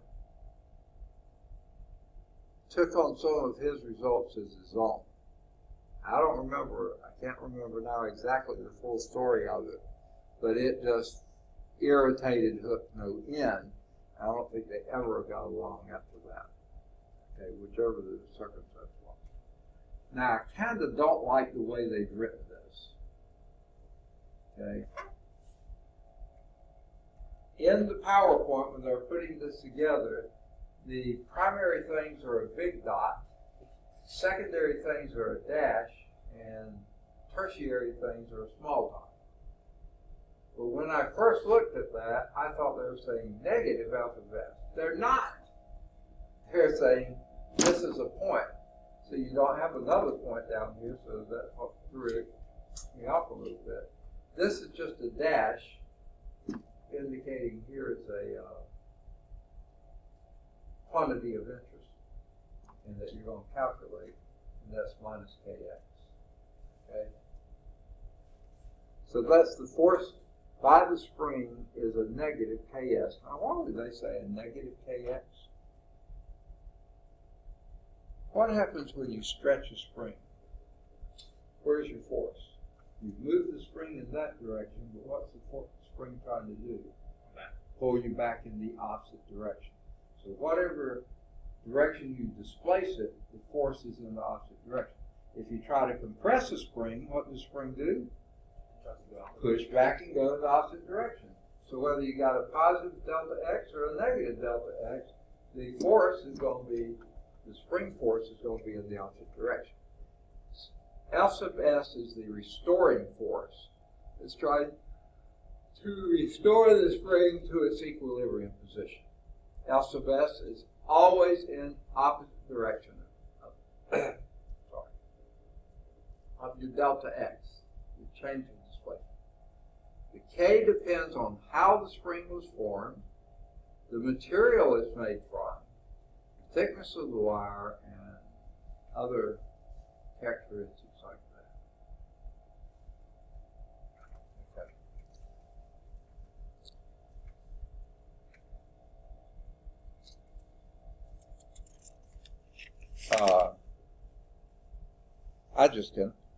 I've got to get something to drink. My throat is so dry and raw. Huh? I know. I've been trying to hang on for the last 15 minutes. I think we should leave it. No, not that. Never that. Okay. No, I'm not going to have time to get started on that tonight. I just realized I think someone turned in something in my book that I thought was a place marker, but it was that. So let me get this. I thought that was my paper there. All right, I'll try to finish it. Okay. So L sub s is restoring forces in the opposite direction of your displacement. I always like to call that delta x, not just x. Okay. K, the spring constant, also sometimes known as Hooke's constant, Hooke's law constant, depends on how the spring was made, material, and so forth. Thickness of wire, that kind of stuff. Let's think of two wide examples of this. I bet you a lot of your cars have near the wheels, the axles, big old coil spring, don't they? If you have a pickup truck, sometimes they have what they call leaf springs. Most cars have coil springs. Those spring constants are huge. Huge. On the other hand, now y'all may be too young to remember this. Anyone ever play with a slinky? Yeah, slinky is a pretty small spring constant, okay? So those are sort of extremes that you would have for spring constants, okay? And by the way, what would be the unit for that spring constant? Is that just a dimensionless quantity, or does that have dimensions with it? The constant? Yeah. Does not.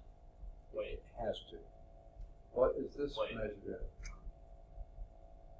Force. Force is measured in, Newtons. and X is measured in. Meters. So the spring constant must be Newton per meter. So when you multiply meters by it, you get newtons. So the spring constants are dimensioned, newtons per meter. Okay. I don't think they mentioned that here. Oh, that's just one. I mean, it could be pounds per foot, you know, if you use the U.S. customary. Oh, man. Now, in your book, they go through sort of a mathematical gymnastics here, trying to rationalize how the 1/2 gets in this equation. And they do a reasonably good job of it. But in reality, what did I say before? When your variable is squared, expect to have a 2 in the denominator of the constant. Why? It's an integration constant. Since this is trig-based physics, they're assuming you haven't had any calculus, so you haven't had integration, so you don't know what we're talking about there. But why go to all this effort to make it seem reasonable? And it does. I mean, it is reasonable. But in reality, it's from a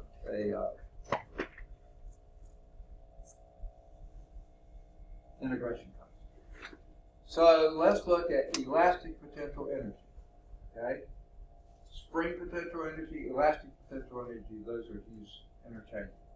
It's related to the work required to compress a spring from its equilibrium position or to stretch it, either way, to some final arbitrary position x. So basically here, to call that x rather than delta x, probably the best thing to do is say the equilibrium position is always 0. So then x is either positive if you're stretching it, or negative if you're compressing it, unless you have it flipped around, then it's exactly the reverse. Okay? But Hooke's law is always minus because it's always restorative, trying to go in the opposite direction. But when you go to do the work, the potential energy of that spring or elastic, sometimes this is PEE or PES, potential energy elastic or potential energy spring. Now, I like to say SPE, spring potential energy, or EPE, elastic. They do a subscript. That's fine. I don't care. Okay? Now notice here, 1/2 kx squared. Now let's think about and see if our units are right for energy. What did we say the unit for spring constant would have to be? Meters per second squared. No, meters per second. It was a long time ago. I know. You know, we were talking about it.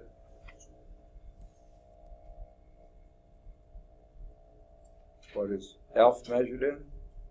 F is newtons, which is kilograms per meters per second. Jeez. Meters per second would be a velocity. You think the spring constant is a velocity? I hope It's not. Okay. Good one. Mentally do this. Divide both sides by x. That leaves k by itself, right? What would be the units for this thing? that gravity and No, jeez. Wow. You just told me I what just force had is it. measured in Newtons. per. Wait, Newtons per. Newtons is like his own thing. I'm trying to think of what Newton's made of. Okay, divide F by X. Then you have newtons per, what is X measured? Newtons per meter. Yes, newtons per meter. Okay, Meter. I feel like a dentist, okay, pulling teeth, okay. So here's we have newton per meter times 1 meter would be newtons, times another meter would be a newton meter, which is work or energy. Joule. Joules, exactly. Kilogram meter squared per second. Kilogram meter squared, kilogram meter per second squared per meter, so that'd be kilogram per second squared if you went that way, multiplied by meter squared, and yeah, you got kilogram meter squared per second squared. Joule. Exactly. Okay. So there's your potential energy of a spring or elastic potential energy. Several ways you can refer to it. The SI unit, joules. Okay? Now here is an example of that spring potential energy. This is back on the previous page, page 137. Like I said, since they're using X and not delta X, then have your equilibrium position at X equals 0. Always have it there. Okay? The spring force is in equilibrium, neither stretched nor compressed, nothing's pushing on it. That's your equilibrium position of the spring. Spring is perfectly happy sitting right there, not moving anywhere. Okay? Now, it's always going to try to get back to that equilibrium position. So you bring a mass and bring it up and very carefully just touch it there. Spring is still happy, mass is happy. Okay? But what you're going to do here is once it touches, then continue pushing until you compress the spring. Okay? Now when you compress the spring, what force do you feel? You're pushing this way, so your delta X is negative. If that was your 0, your X is now negative. The force is positive, pushing that way, because it's always a restorative force. Okay? So the spring is the force compressed. Now you're holding on to it. So what you're doing now is storing up spring potential energy. Because guess what? You have to push on that. A force times the distance, delta X, that's the work you're doing. Okay? And that work is now being stored in the spring as spring potential energy. 1/2 kx squared. That's potential energy of the spring. Now notice your work is force times displacement, but the spring potential energy is 1/2 k times the displacement squared. Okay? Kinetic energy is 0. If you pushed against it and holding it there, the kinetic energy is 0. It's not moving. You have the spring compressed, so it has potential energy, 1/2 kx squared. And guess what? Even though this x is negative here, what happens when you square it? Square a negative number. It becomes positive. So your spring potential energy is positive. Always. K is never negative. 1/2 is never negative. And the displacement may be negative, but the displacement squared is always positive. Okay? Now, what happens when you release it from this place? Remove your hand. You had to have your hand pushing against it to compress the spring. You had it kept compressed. When you remove your hand, what happens?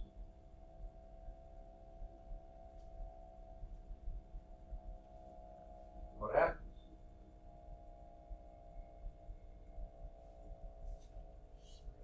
Okay, the spring goes back to its equilibrium position, pushing the mass. Okay? Now, one thing we've assumed here, they haven't said it, but we're assuming it. They probably said it in the book. we're assuming a frictionless surface here. Why is that necessary?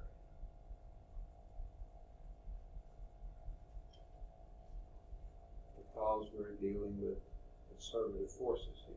We're assuming that all the potential energy here is converted to kinetic energy there. So therefore, there can't be any frictional losses. Those are non-conservative forces. You have to take those into account and do them otherwise. So once that spring is returned to its initial equilibrium position, no longer pushing, so therefore the spring potential energy is zero. All that energy that was stored in the spring here is now kinetic energy, and that's 1/2 times d squared. Whatever that velocity is, has to be in the positive direction there, because the spring pushes that way. Block is released, and the potential energy is transformed into kinetic energy of the block. What is the same throughout that problem? Yeah, it's the sum of kinetic and potential energies.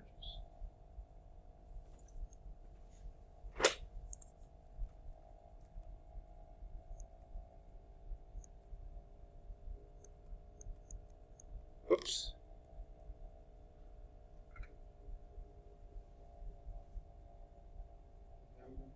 Mechanical energy is the sum of potential and kinetic energy, assuming you have a conservative system. Okay, so they didn't ask that here, but that's assumed here that that mechanical energy is the same. Here, all the mechanical energy is in the form of potential, not in any in kinetic. Here, it's all none is in potential, all of it is kinetic. So this initial has to equal this final, because the others are zero. Okay. Now your work energy theorem, which I think is on the next page. Yeah. The work done by a non-conservative force here would be the change of your kinetic energies plus the change of your gravitational potential energy plus the change of your spring potential energy, or elastic potential energy. PEG, gravitational potential energy due to gravity, PES, potential energy due to spring, and the PE will now be used to denote the total potential energy of the system. So if you added those together, gravitational final and spring final, made that PE final, and added the gravitational initial and the spring initial, that would be your PE high, if you wanted to do it that way. Usually it's better to keep them separate, unless it's just a lot more convenient or easy to do it otherwise. Now,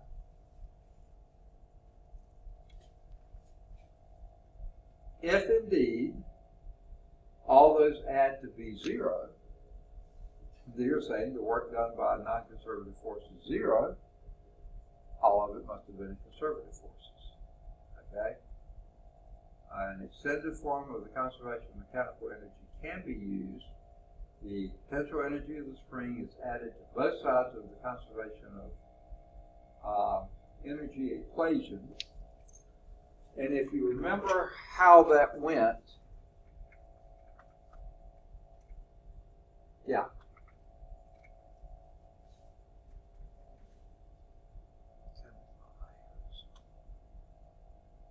This was your KE initial, PEG initial, PES initial. So the sum of all your mechanical energy initially has to equal all the sum of those at the end if you had no frictional losses, no non-conservative force losses. These have to equal the sum of your kinetic energy, your gravitational potential energy, your spring potential energy at the end. The same problem-solving strategies apply. You also need to define the equilibrium position of the spring. Find out what that is first. Now, do y'all remember in the first part of the lab when we kept having to calibrate the scales? That's because initially, when you held it upright and you're measuring the mass of the blocks, Okay? Then when you hold it upright, that hook and the S-clamp and all those kinds were pulling down on it. So you had to zero that, so you would, what you measured when you put the block on was only the block and not the weight of those other things. But then when you did it horizontally, those weren't pulling on it. So then you had to recalibrate. And that was the purpose for recalibrating all that time. You had to always have a zero where you began. All right.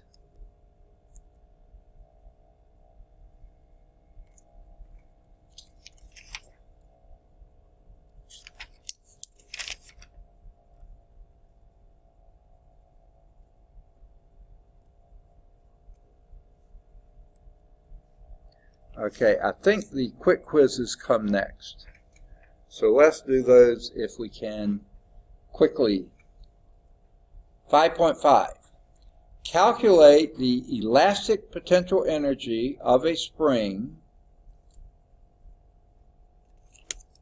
The elastic potential energy of a spring with a spring constant K,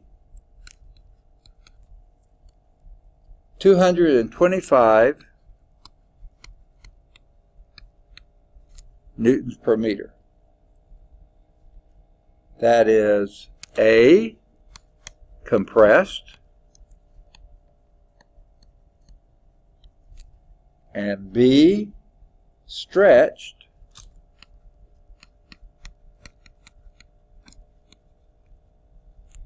both of those by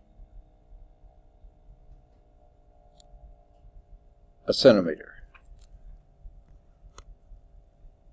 I had to stop and make sure that's what it has, is 0.01 meter. So that is 1 centimeter.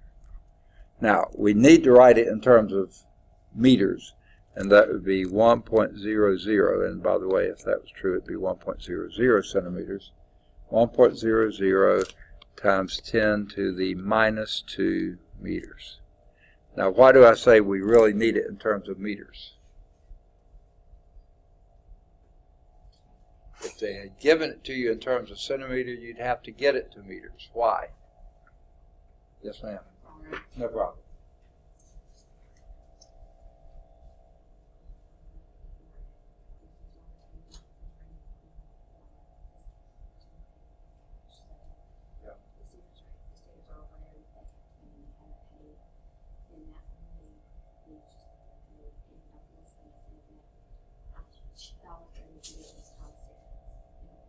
Really? Oh, they had to tell in this 10. That's why I had to find out. So,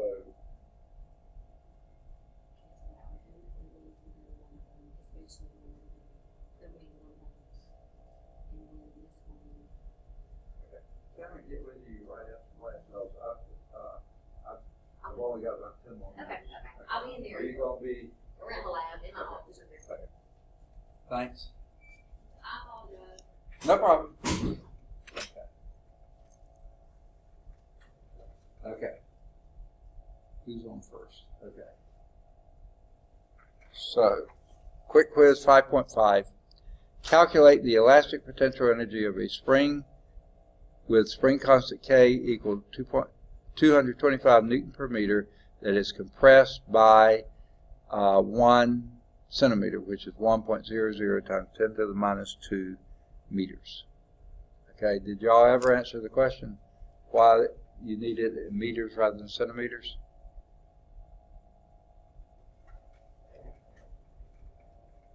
The spring constant is defined in terms of meters, so you gotta have your units be consistent. Okay? So what would be the elastic potential energy of that spring when it's compressed to that much? When it's compressed that much, we're going to say the X is equal to negative 1.00 times 10 to the minus 2 meters. So what's the elastic potential energy? Anyone remember the formula for elastic potential energy? They call it spring I like to call it elastic. I know it was a long time ago.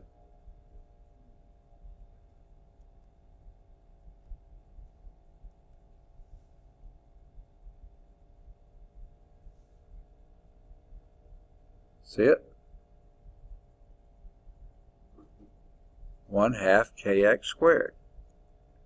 So let's calculate it. That's 1/2 kx squared. So that'd be 1/2 225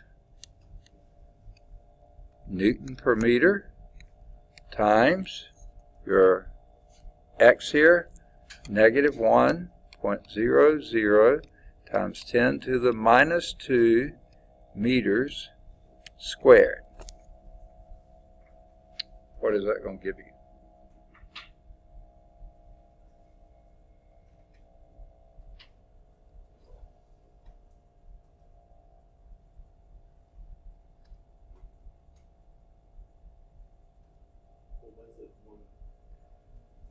It's one. Okay. Making fun of my writing company. Okay. It's a -1.00 times 10 to the minus 2. Now, you know the easy way to do that, don't you? Don't do it times 10 and raise it to 2. Scientific notation, EE or EXP. You have that key? Okay. 1, -1, you have to put 100. EE or EXP, and then when you get the little thing, put a -2 there.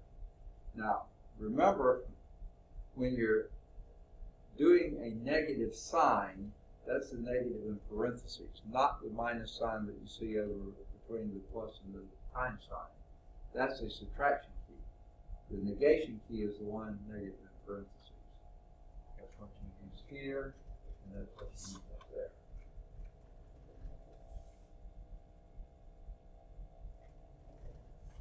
Calculators slow you down, don't they?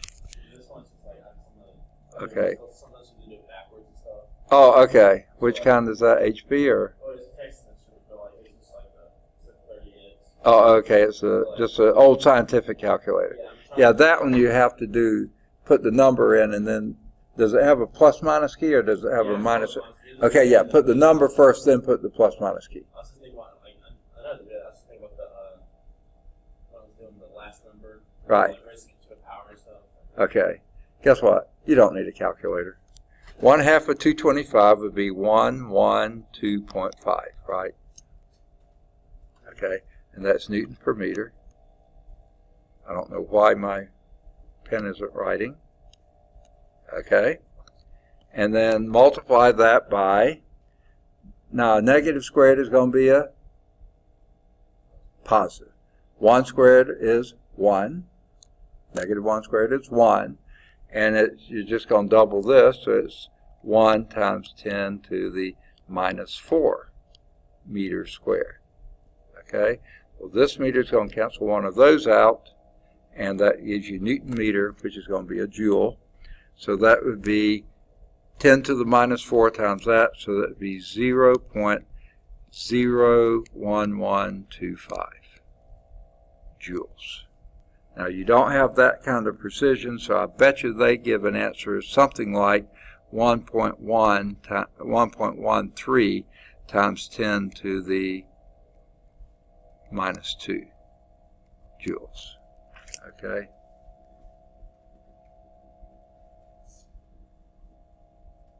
Now, that's when you compress the spring.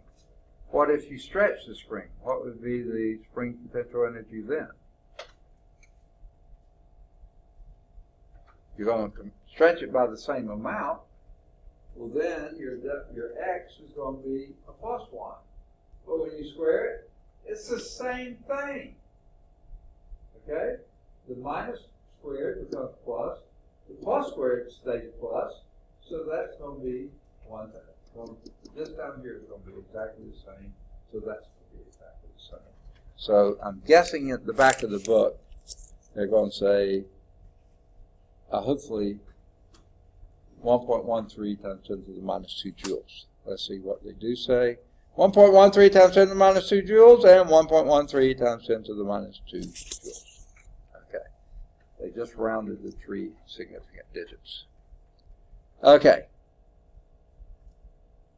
Let's see if we can get 5.6 done. True, false. The elastic potential energy of a stretched or compressed spring is always positive. True or false? Say again? False, you said? Okay. Let's go back to that formula. 1/2 is always positive. K. Can't think of anything that would be positive there. Whatever x is, positive or negative, when you square it, it's positive. Everything's positive. So it better be positive. Wait, where was it? That one? Yeah. So I think that's true. And they say true. Let's see if we can get that last one in. 5.7. Elastic potential energy depends on the spring constant, the distance the spring is stretched from the stretched or compressed. By what factor does the elastic potential energy change if the spring stretch is doubled? So by what factor does the potential energy change? If you double the x.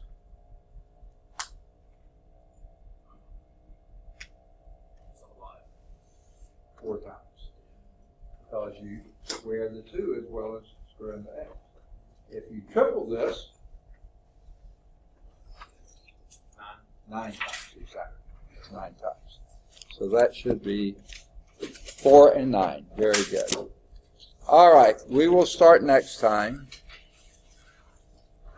on non-conservative forces. Now, if y'all need to see anything, once upon a time I had a pencil here. Has someone eaten my pencil? Thank you. Someone borrowed it in the earlier class, but they remembered to return it. And I do not see it here now. Thank you. Thank you. Got it. Nick, let me just see.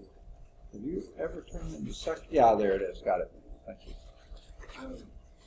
I have a stapler, but there's no work, so I just kind of folded it. Okay, that's fine.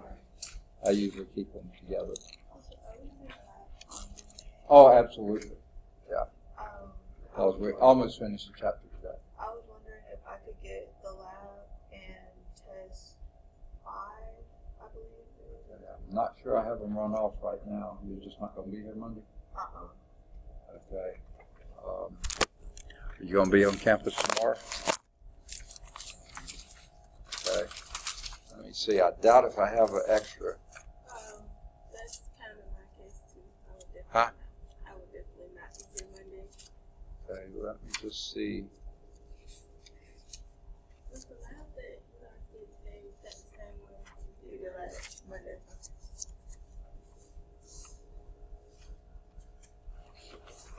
I don't have spare copies. I can make a couple right now if y'all need them. Supposed to be checking with her now too, but I'll just have to let that wait.